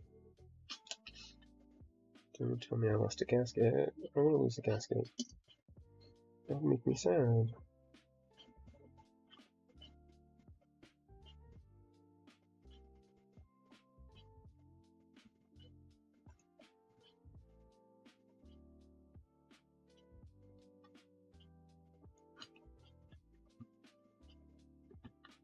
Where'd you have gone? Can't have gone far. Okay, we'll come back. Oh, right. And then you flip this around like this.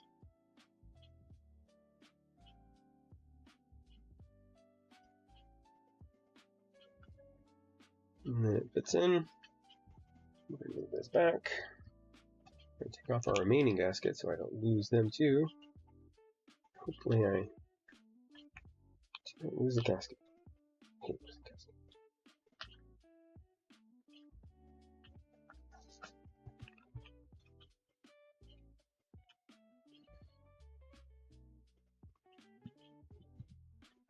Okay. Now we need to pull this apart.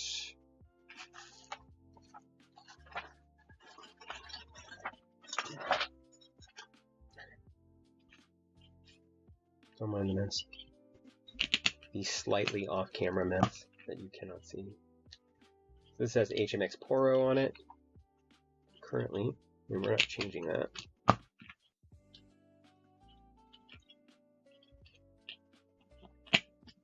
If you didn't notice, I am a big fan of HMX switches. Geek is nice, just not as nice. Notice that this would have been on the other one too if we had taken it apart, taken switches out, that you end up with some of the switches that come out, and that's because of the soft plastic plate. Use something like aluminum or carbon fiber, you don't get that happening nearly as much. This, except for this one and this one, that's because there's an ISO. So they're turned to the side so they don't lock in all the way, because they have to allow for the ISO stuff.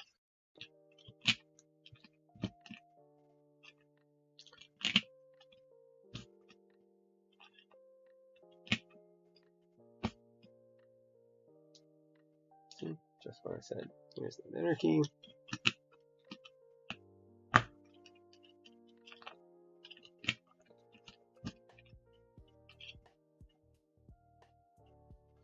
I really wish I knew where that gasket went. It's gonna bug me. Let's look on the floor real quick. Oh well, that sucks.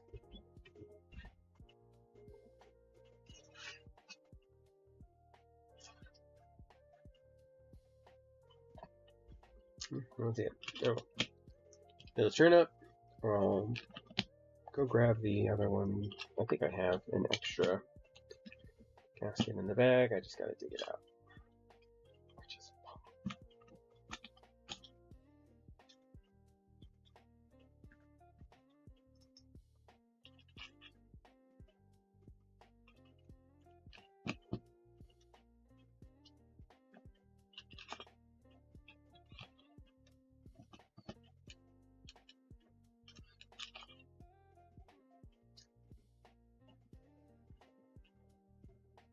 and by it's fine. It is not fine.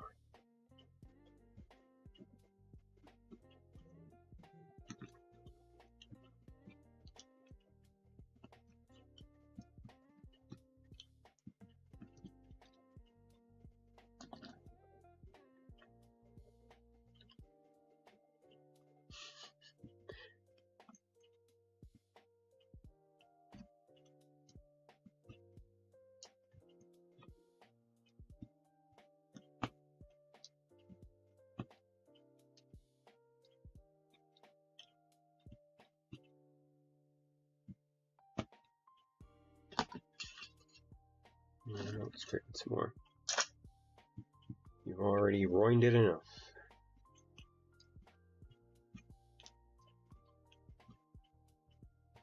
I don't actually say ruined. Well, I mean, I do, obviously, but I say ruined. Ruined is something from back home. Something that people say. Because you can tell by my thick New Orleanian accent where I grew up. Hey, wait, hold on. Where y'all at? Or, sorry, where you at? There you go. This build is a little bit of lanyap. That's Cajun French. It means a little something extra.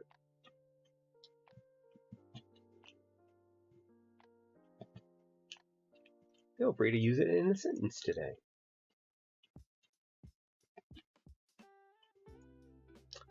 Hey, welcome back, Wiz. How are you? Did you have fun?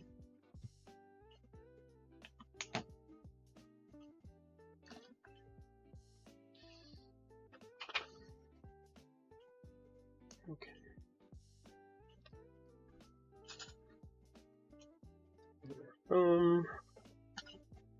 Spacebar home.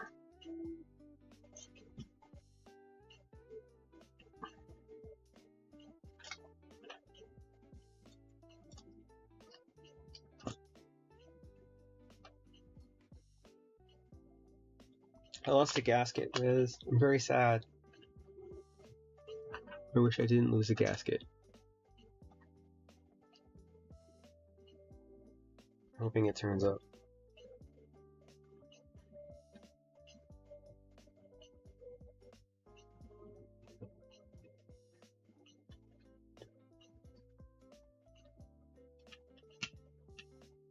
I know.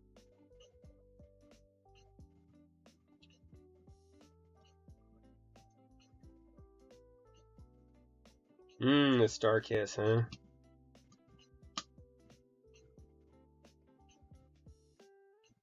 Oh, stretch. Alright. Hold on. This will screw up, and I'll do that. Come on, you. Just save. There you go. Okay. Y'all can check out my t-shirt for the day. Oh.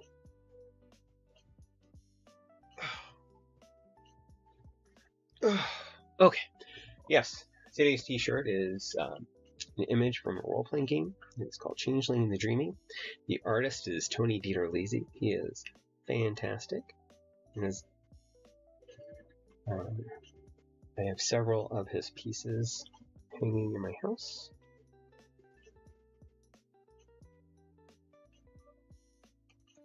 So, highly recommend looking him up.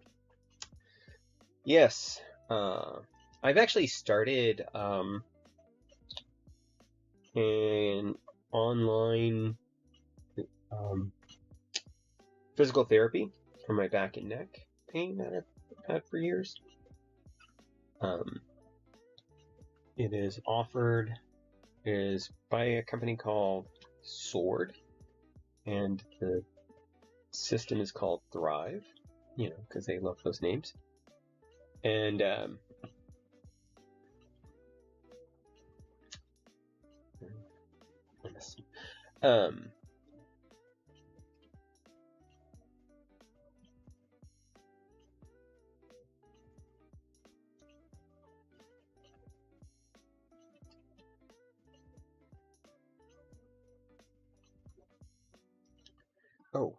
hold on, let me look real quick. How thick is this PCB? Almost certainly 1.6.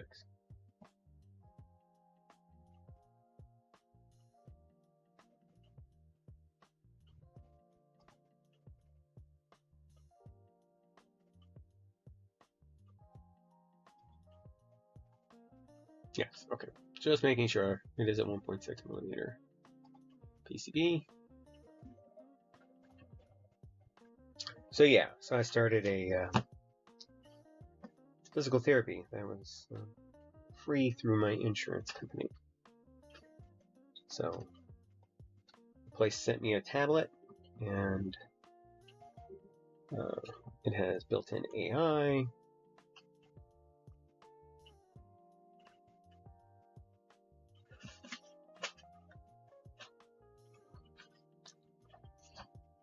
I wonder what lube I used previously, because it's all out now. That explains why it sucks.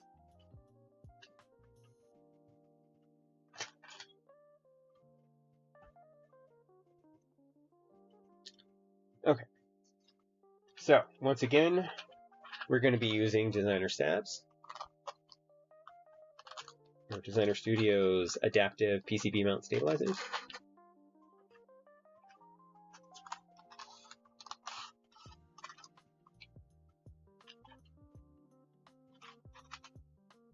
Only this time we're going to add a little bit of lube to the wires. And that is it.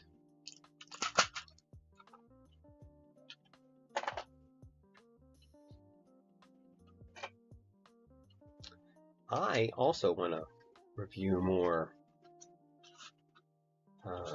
mechanical keyboards, but and I have some coming up. We have the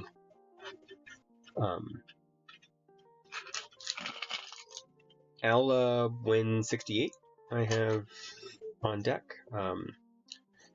Royal Kludge is sending me, and it's in GoFo's hands, so God knows if it'll ever arrive.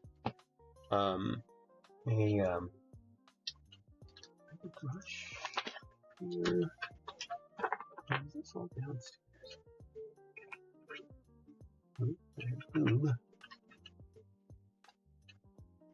I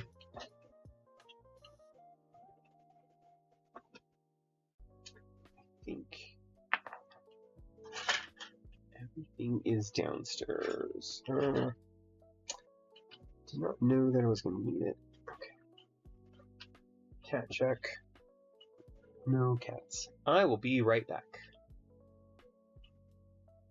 I actually got the Aula from an auction for very cheap. And I'll be right back.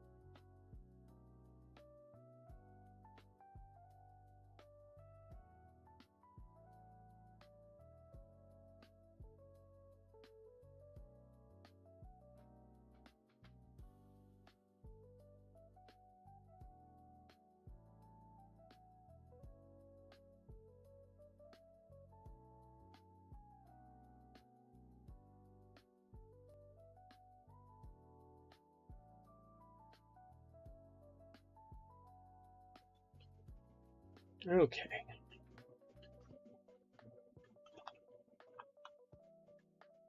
This is not the lube I'm looking for. This is.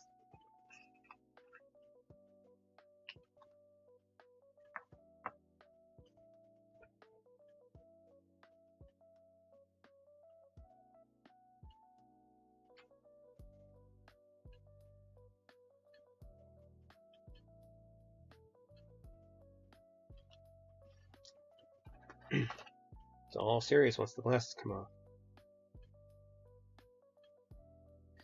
I used to do the bend, and then Marcia said, if you lube the bend and it goes in the housing, you're just going to encourage it to want to come out. And that made perfect sense to me. So I don't do that anymore. And then we look for our little bridge. And we point that towards the front. Oh, the coffee is right here. Hold on, I'll show you.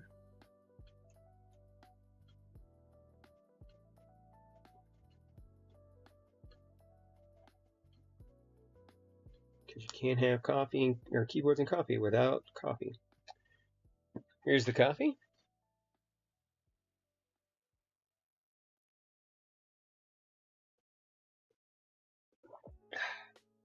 Coffee with chicory. Community coffee with chicory is the coffee du jour today. And I'm enjoying it.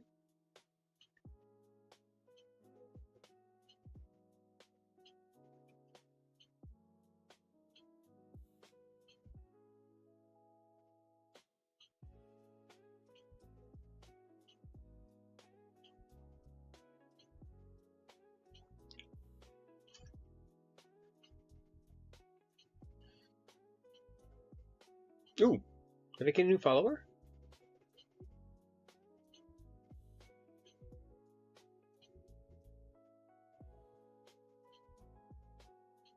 Or did you get a new follower? Either way, congratulations to somebody. Hello, anomalous dude. Do you just go by dude? Do you abide? Because I hear the dude abides.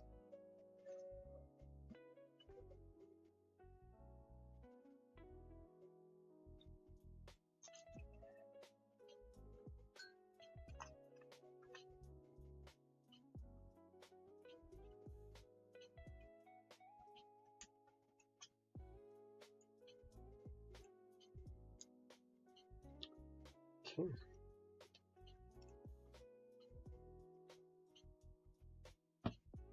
Alright, so now we're gonna pour this batch out. I do need bigger goals, because, well, I'm just trying to get by. Just a man who wants to build keyboards and share it with the rest of you. And we will need every one of these screws and every one of these washers for this build.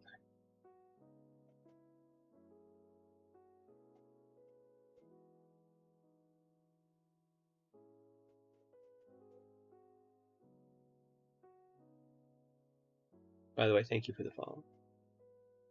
If I didn't say that out loud, I know I said it in my head.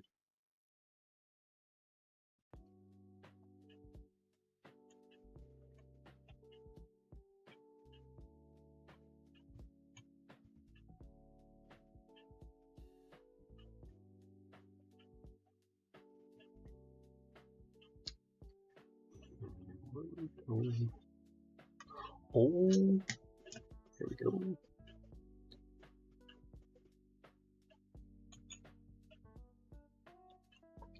By the way, isn't this red on this keyboard beautiful?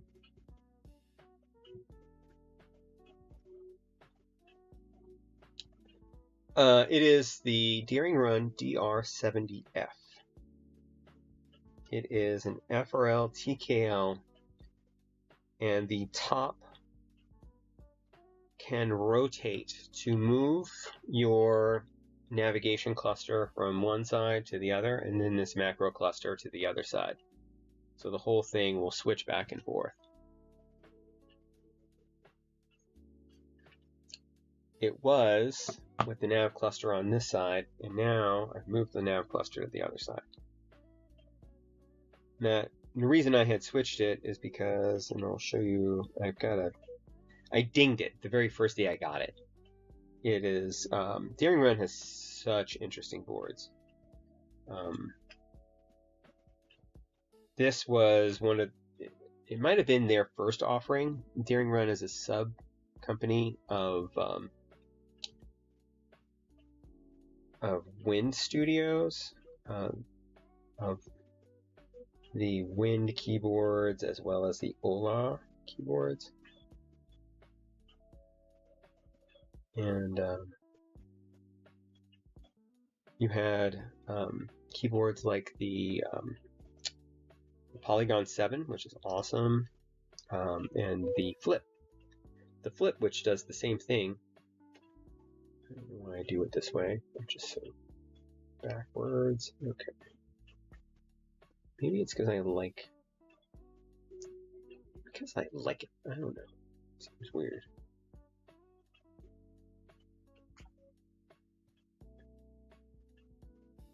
What does that mean? Well, it's similar to, and they were kind of doing it before, but it's similar to the RT98 where the numpad can be moved from side to side. The flip is essentially the same thing, but it's an FRL 1800 instead of a straight up 1800. And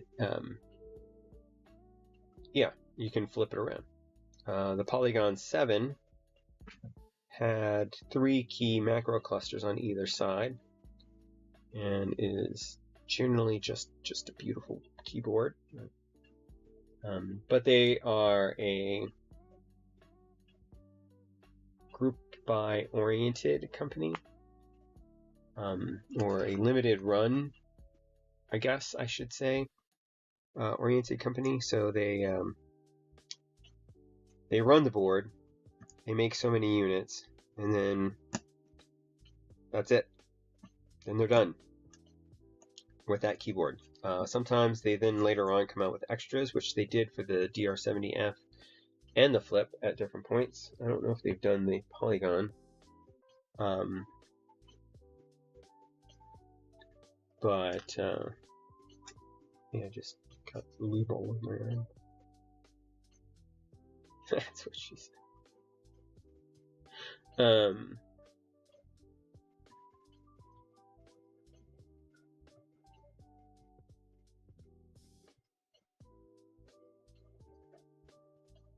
Sorry, what was I saying?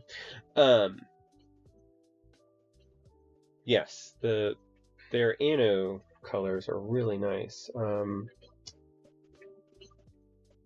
I was able to get this off the secondhand market for a reasonable price, which I don't remember off the top of my head, so don't ask.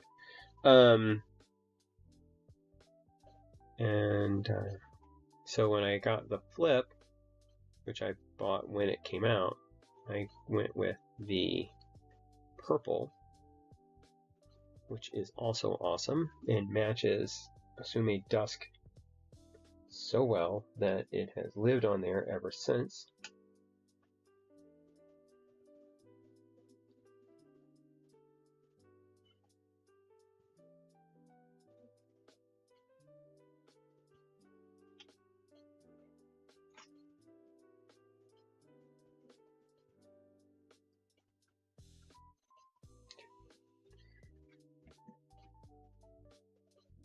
I should just put these all together. I don't know why I'm not. Hold on, I'm going to stop doing this bass backwards.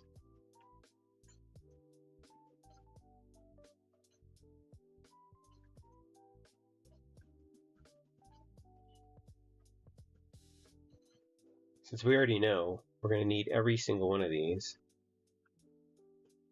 in this build.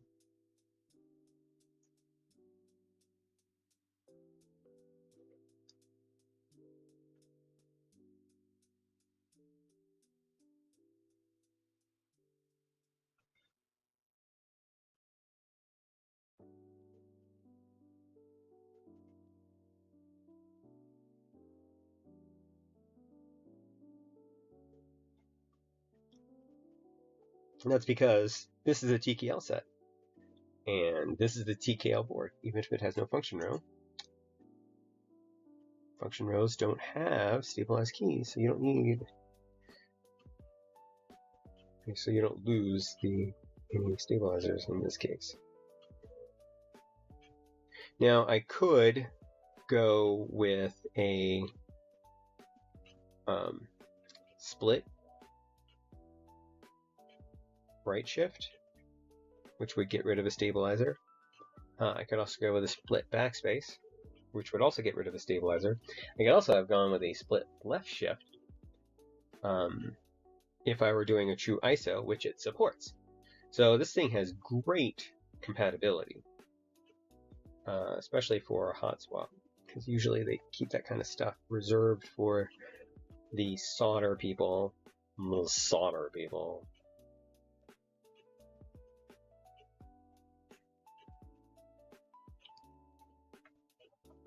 I didn't mean that to sound the way it did. Actually, the second time I did, I meant it to sound exactly the way it did. But yeah, I really don't have any animosity towards solder builders because they get the compatibility. I'm just a jelly.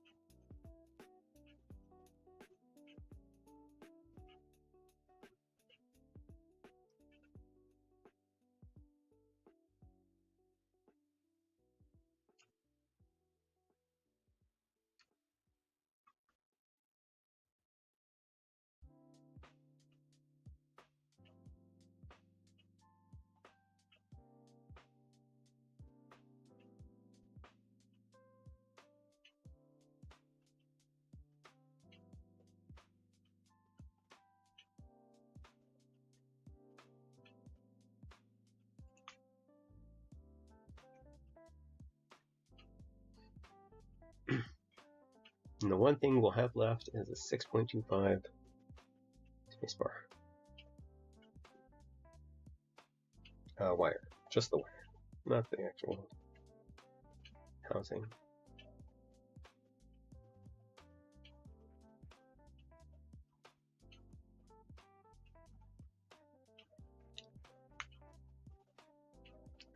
You know, I don't, well, first of all, I don't generally go for white boards at all. I don't really care for them.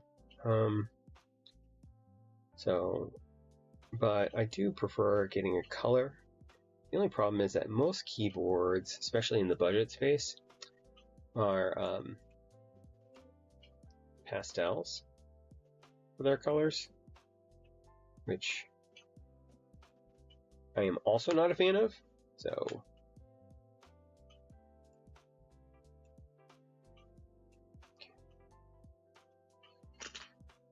all done there. And we just need to put them on.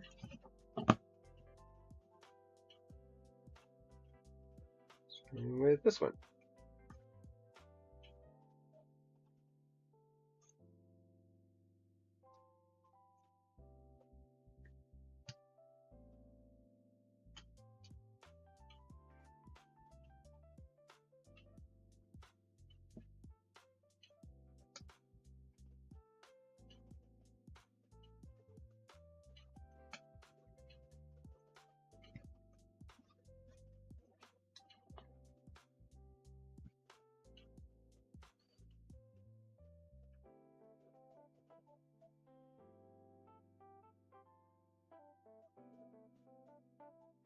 Do you like pink?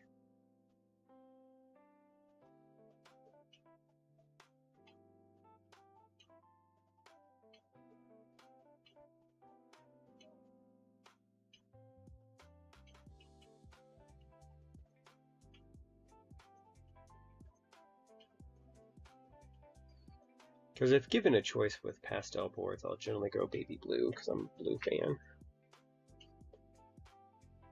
Current board notwithstanding.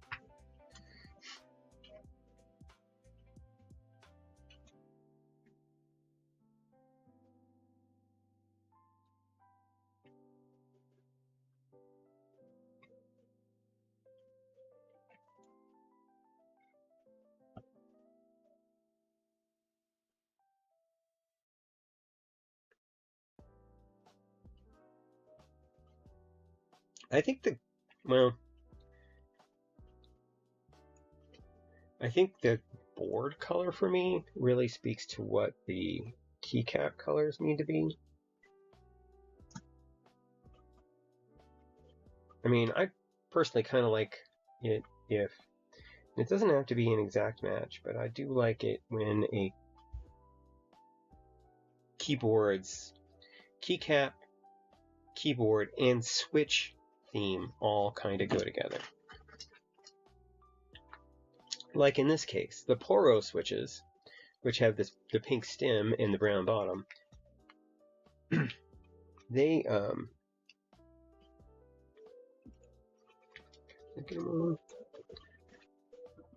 actually got some extras. That's good.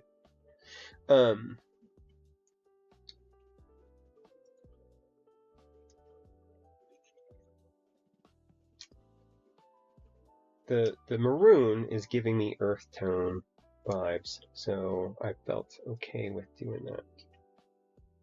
Uh-oh. I may end up splitting the right shift anyway. I'm going to use these stabilizers. So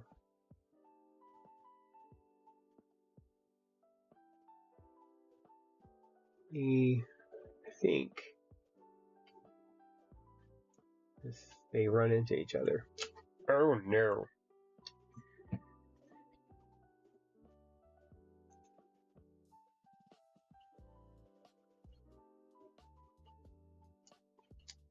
Why would you design it like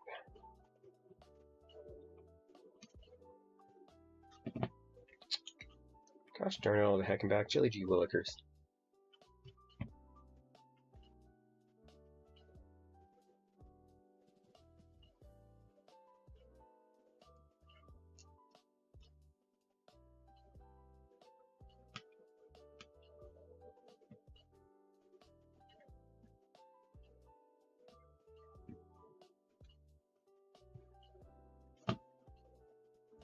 See, I like bluish grays.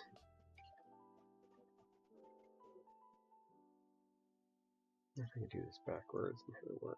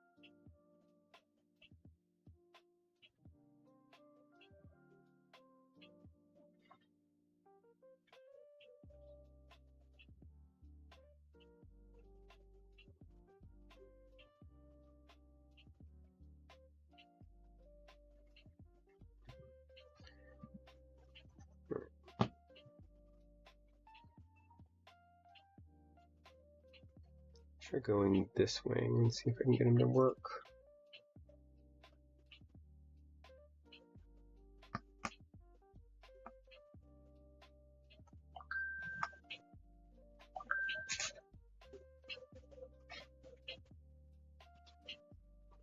Maybe. It's a possibility. It seems hopeful. Yeah, I mean, a lot of people love the color pink. And thanks to the 80s, anybody can wear pink.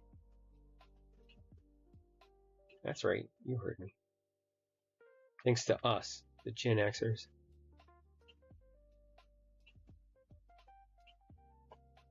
That men can enjoy their pink.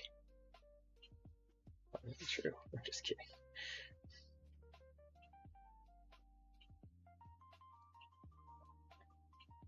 I'm just thinking Miami Vice.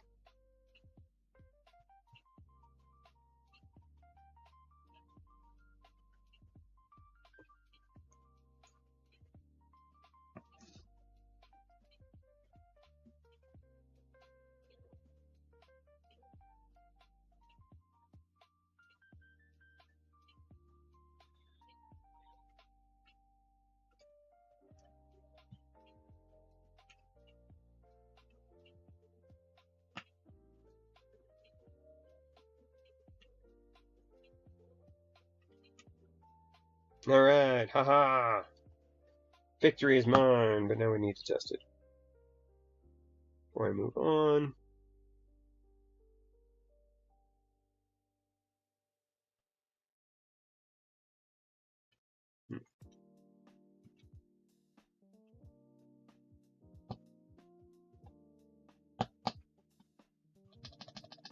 That's good.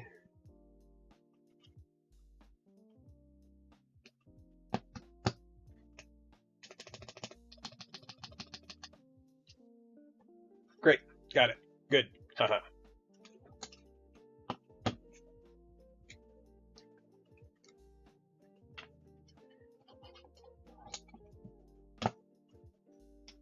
One last stabilizer. Get this thing back on the road.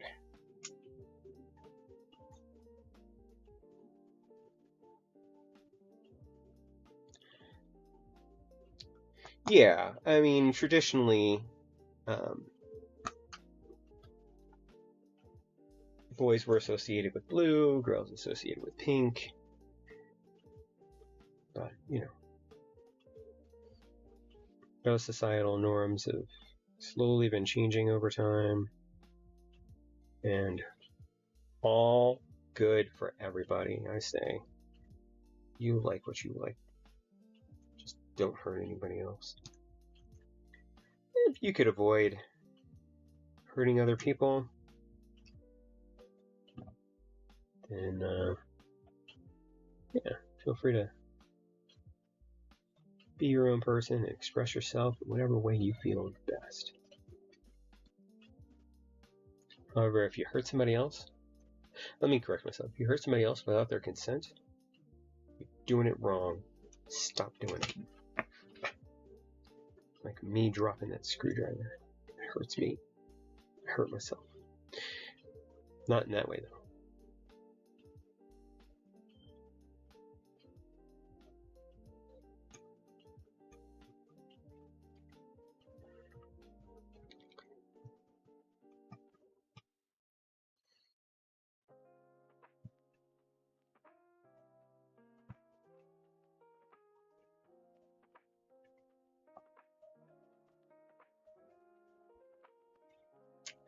Alright. We have stabilizers. Huzzah! You go in here.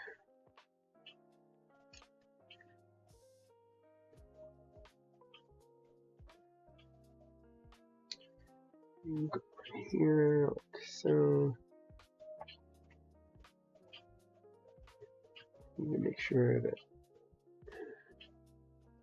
we don't run into any of our wires.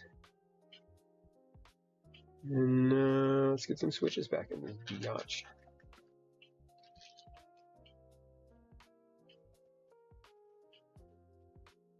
Oh, no, wait, no, I gotta put a plate on it. Put a plate on it. Do, do, do, do, do, do.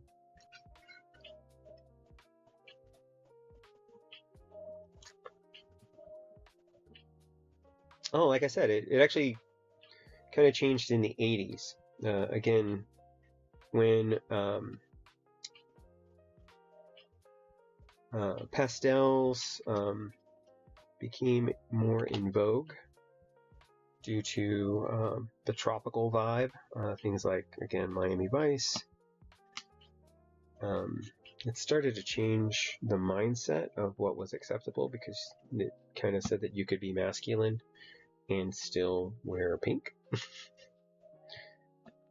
Because, of course, Don Johnson was one of those people that everybody wanted to be.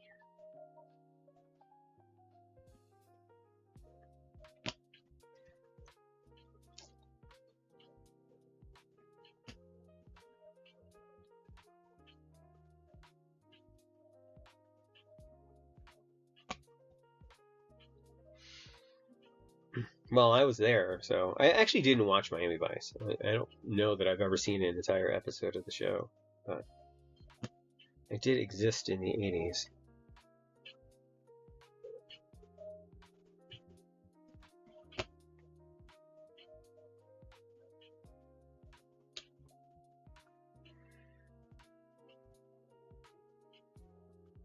So notice these are inverted, these are not.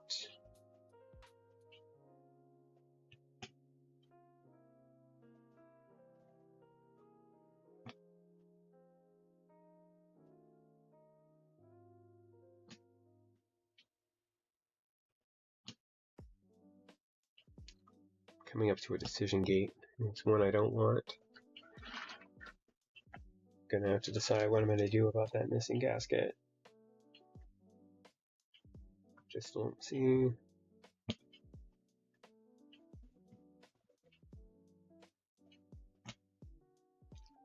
Yes.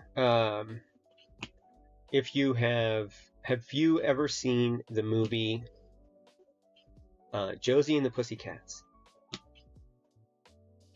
With Rachel Lee Cook as Josie and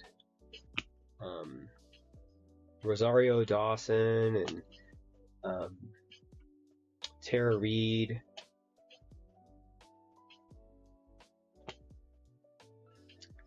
They like the entire movie does a big parody on marketing. Essentially, like, part of the premise is that big record companies have been using subliminal messages in music for decades, where they'll make a boy band or a girl band, and they'll put music, they'll put subliminal messages to make teenagers buy whatever it is. And so, like, throughout the entire thing, they're like, orange is the new black. Right. That's where orange is the new black and things like that come from. Pink is the new orange. Right. Snapple is the new Gatorade. And then it'll show, like, kids listening to the music. It's like, I need a Snapple right now. Why am I drinking Gatorade? Yeah, it's funny and sad. And, like, throughout the entire movie, like, everything has product placement. Like, they're on a jet, and the jet is like a Coca-Cola jet. So that, the Josie and the Pussycats jet is the Coca-Cola jet. Oh. De Jour's jet is the Target jet, and it's just like all branded, like the whole thing. And then you have the boy band De Jour, who they get rid of because they start questioning the underlying track on the music that they didn't know about, because they're not telling the bands, they're just putting it in there. And the De Jour has Seth Green and Donald Faison, however you say his name, from Scrubs, in it, and they do their song Backdoor Lover, which is also hilarious because it's, Backdoor Lover. Yeah, so it's really interesting and funny, and a send up of how marketing is bad. How they're evil, I guess. I don't know. Anyway.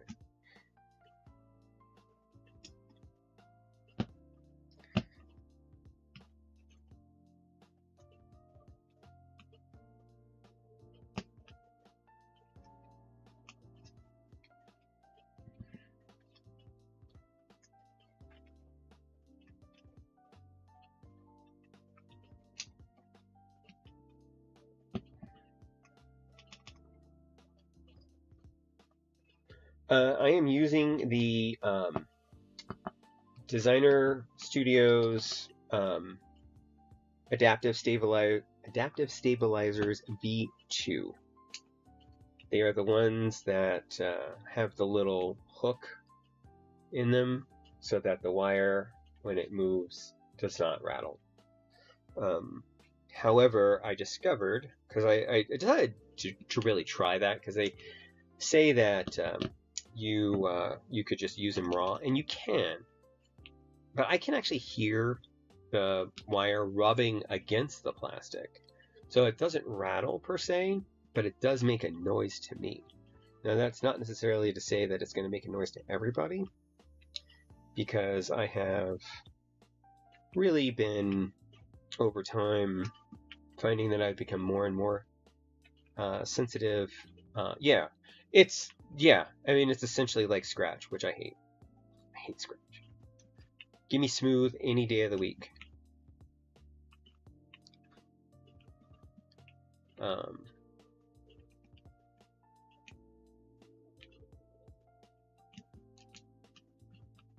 So since I somehow lost a gasket, I think I'm going to skip this gasket since it's under the spacebar.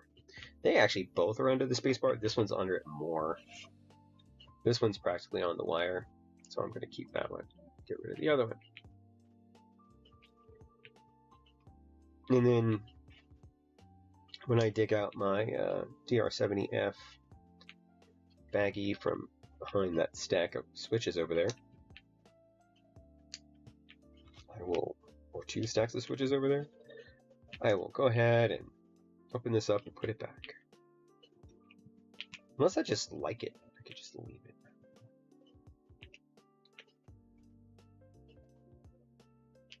By the way, good morning, Nadia.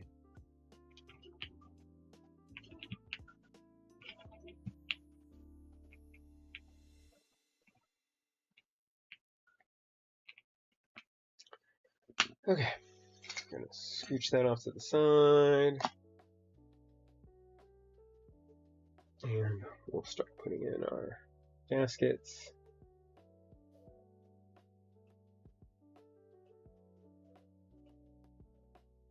So the gaskets go like this.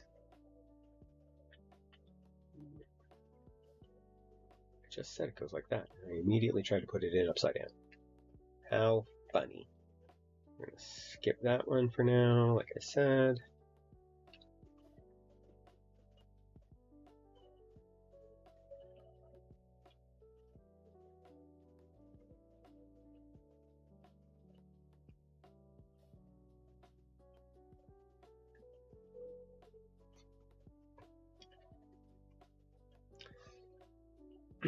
All right.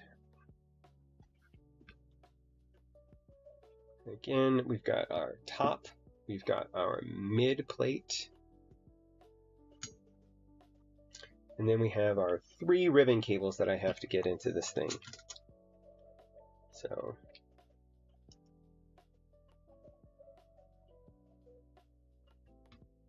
they can be sometimes easy, and they can be sometimes not.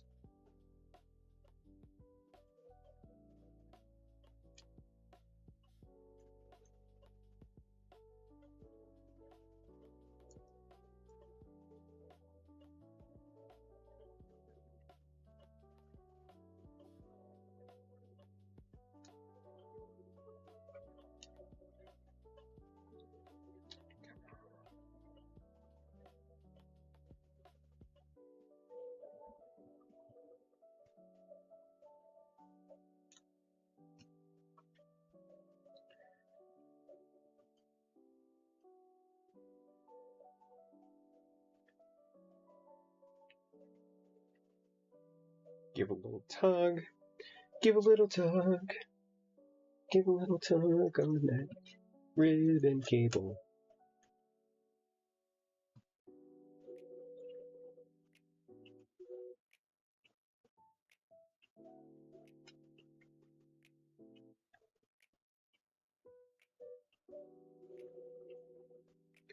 Well, the flip actually uses pogo connectors along the top, which is interesting. The problem is, okay, so now these are all together, and we need to get this into here. And if we had it on the other side, it would use this one, and it was until just recently. So now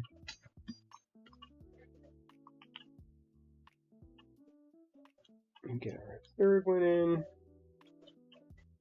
So like I was saying, the flip, the problem is that if those pogo pins don't align very specifically, then they just don't want to, your numpad just will not work. You got to take it apart and redo it. Some people have, like the first time I did it, it just worked. Like I didn't have to mess with it at all. So now I'm going to flip this over. Don't lose another gasket or two.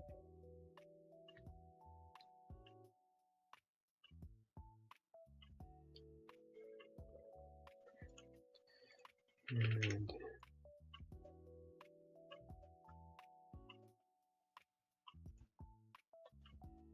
no, three. Come on, people. And by people, I mean gaskets. I said, come on, people.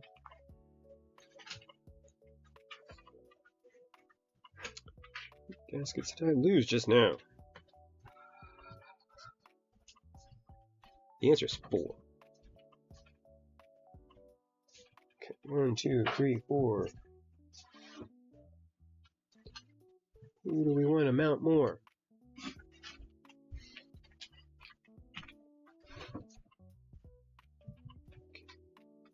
Everybody's in. Everybody's happy. Okay. Mid plate.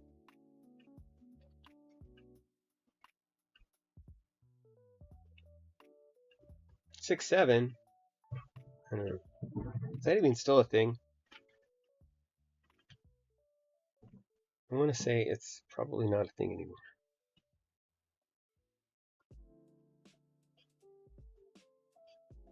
All right, we got to get our sweater.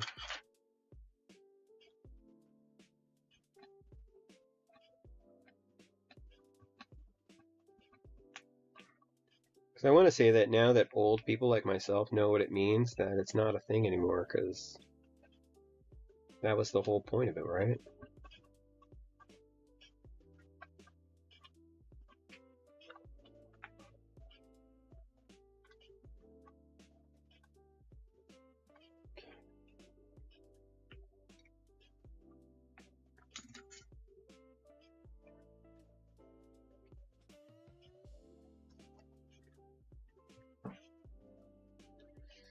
All right, now we have our board. Let's get our screws in. I do the corners first because it aligns everything.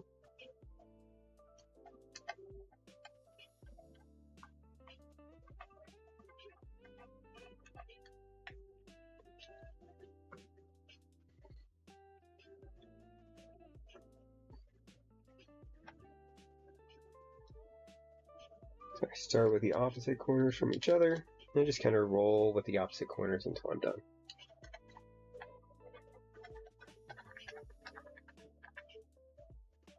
Once you get the first two in, though, you're pretty good, because it aligns all the holes.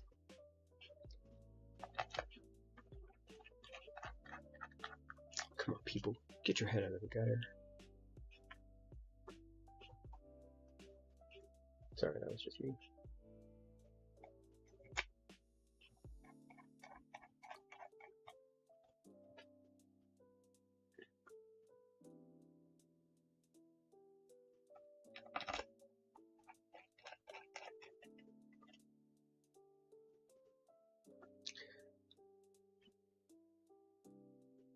No, it's fine.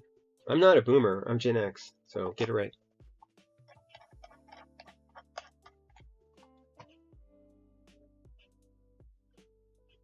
People forget, because we're the forgotten generation. Get it? It's funny, because it's true.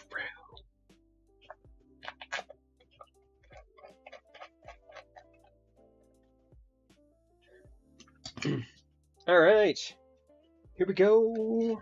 What? Put me back in here. Grab our mouse. Grab our glasses, wherever I put them. What do I do with my glasses? There. I'm gonna bring a cable in. Plug it in. Hopefully there is a light, and there is. Look at that. And now we will pause the music. Just in time. Because I just ran out of music, and now we're about to start with a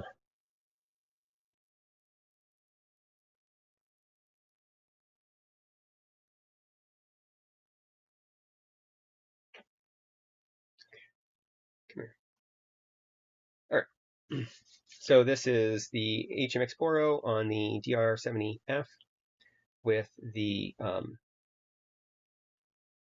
Alpha Pyga keycaps with the Designer Studios Adaptive PCB Mount Stabilizers V2. That's a mouthful.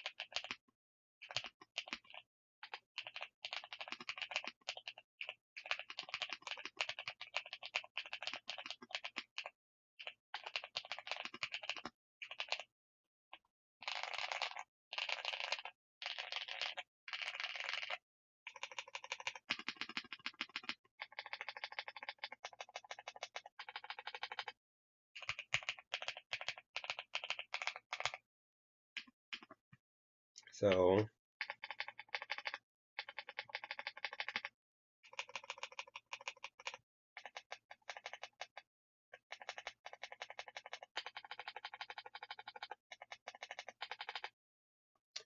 what do y'all think? It is a very pretty board. Like I said, I wish I hadn't damaged it when I first got it. It's my only FRL TKL board. And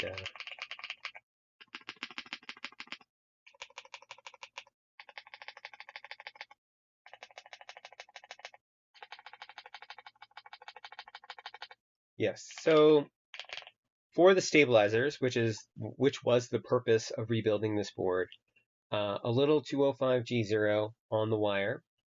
Got rid of that scratch. It never had ticking because it can't. So depending on whether or not the new Corsi stabilizers, if that rolling insert, do I still have that around? I do not. Come here, you.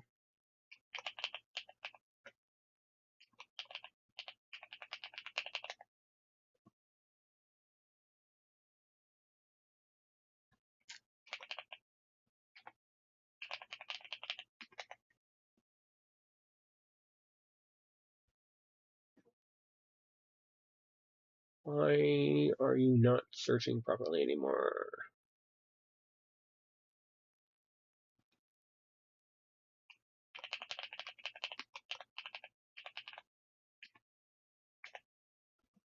There we go. Let's bring this up. So for those of you who are not in the know, these are the new, Consi. That's why I wasn't finding what I was looking for. So the Consi by Designer Studio, the Consi Studio, I guess now. They've created a new stabilizer. It's being released at the end of the month, or at the beginning of next month, rather. That actually has this rotating insert on the inside, so that your stabilizers actually can't rattle. It keeps it in place. I don't know if this is a hard plastic or if this is going to be a silicone piece, and I'm kind of curious to find out. Because if it's a silicone piece, then that's going to completely eliminate that rubbing that that I was talking about earlier that happened with the mode. However, if they don't, then it'll still be there. Just, Hold on. But then again, you just add a little 205G0. You could probably go with 206G0 and go a little bit thinner even. And we should have some of those to look at as soon as they come into Divinity. And that'll be in the next couple of weeks. Going back to our other build for the day as I'm wrapping up.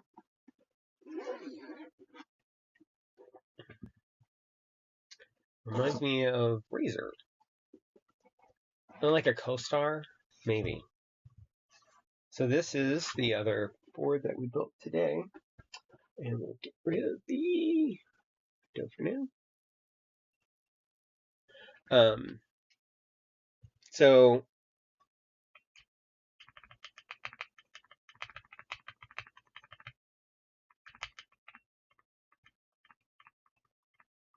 you can kind of hear it I don't know if you can. You can absolutely not hear it here. These are dry, and these 205G0. So I'm going to take this apart later on, and I'm going to relube the stabs. But this is the mode Envoy with the chroma. Very pretty.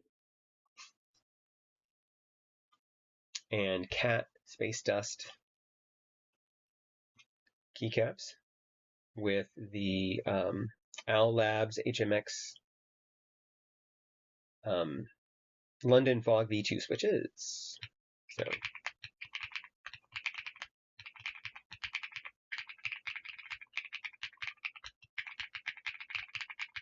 I'm not exactly sure that I'm sold on this.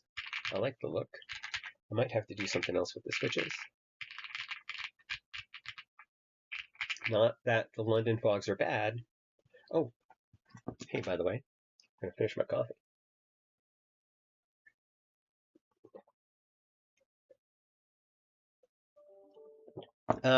There we go.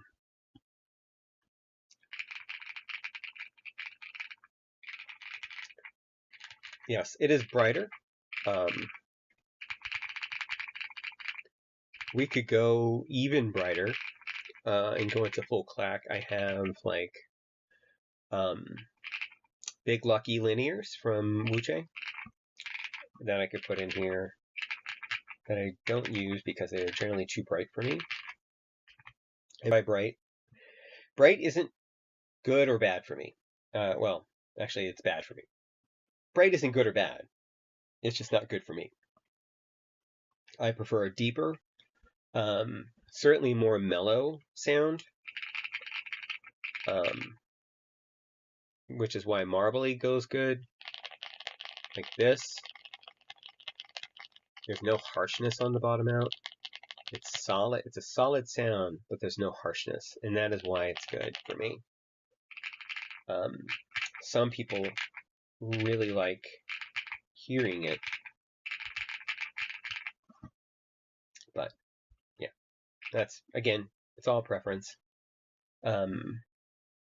I just finished my coffee, Wiz. I'm out. I'm all out. I filled up my entire cup today. I actually made exactly enough for this cup. I will hydrate next time. Because I also don't have any water here. So, but yeah.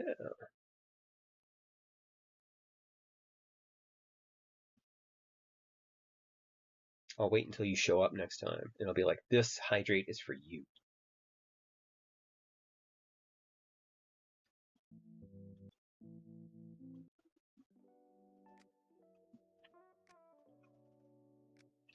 Get back into the not copyrighted stuff while we wrap up. So here are the two boards that we built today. Hopefully next week, I am going to be rebuilding my Neo 65 CU, which is teal, and we are going to be testing out some new switches.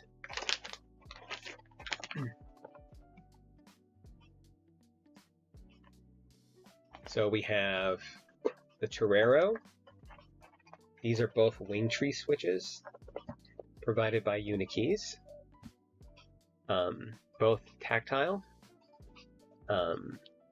These, I don't know if you can hear it. These do have scratch in them. It's not terrible scratch. I don't know how I'll like them, but I will be putting them against each other, and then of course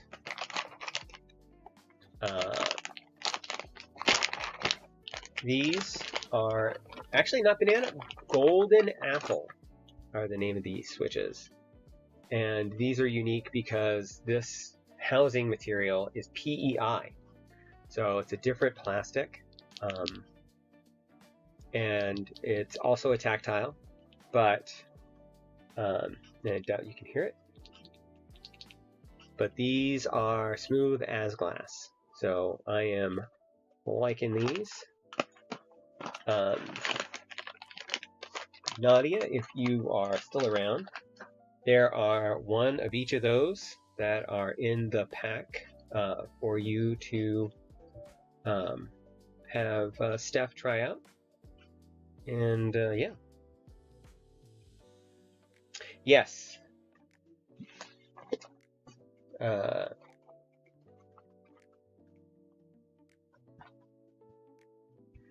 I am looking forward to the golden apples as well. I am trying not to ruin it so that y'all can get my actual experience. So, because the golden apples have the PEI, they kind of look like you know, a certain bodily fluid, and this looks like a certain other bodily thing. So the suggestion was to put them both into a board and make the PP board. I don't know if I'm gonna do that, but you know, it was funny. That wasn't me. I didn't come up with it, but it was funny. Chocolate starfish. Let's see, what else we got? These are cocoa blacks, and then London fog, which these do not have a funny name. These are Wingtree 277s. These are a nice linear, by the way. You're looking very smooth. Somewhat mellow. I don't have them in a board right now. Mint smoothies.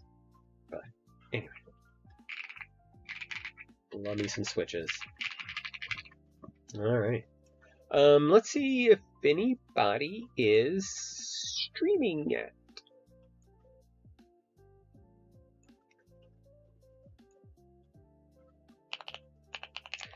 While I'm doing that, I want to thank everybody for joining me today, obviously. I do it to hang out with you guys and build keyboards, and I love doing both, so having you guys show up and actually interact with me makes it worthwhile. There is no one streaming, so we're going to go over to the Guild Renfair Marathon. Oh, they made $6.8 million for their movie, the most of any movie ever.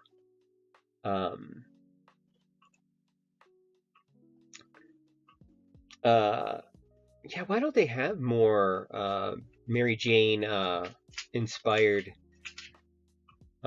Switch names? You would think that like a lot of keyboard people are stoners, so it would make sense. I don't know. So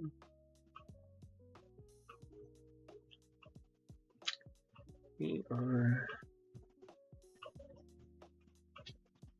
and next time I'll have a new follower goal. I think we're going to go up to just 200. See if we can get 30 more followers. That would make me happy. And yeah, let's search and go with Alicia Day.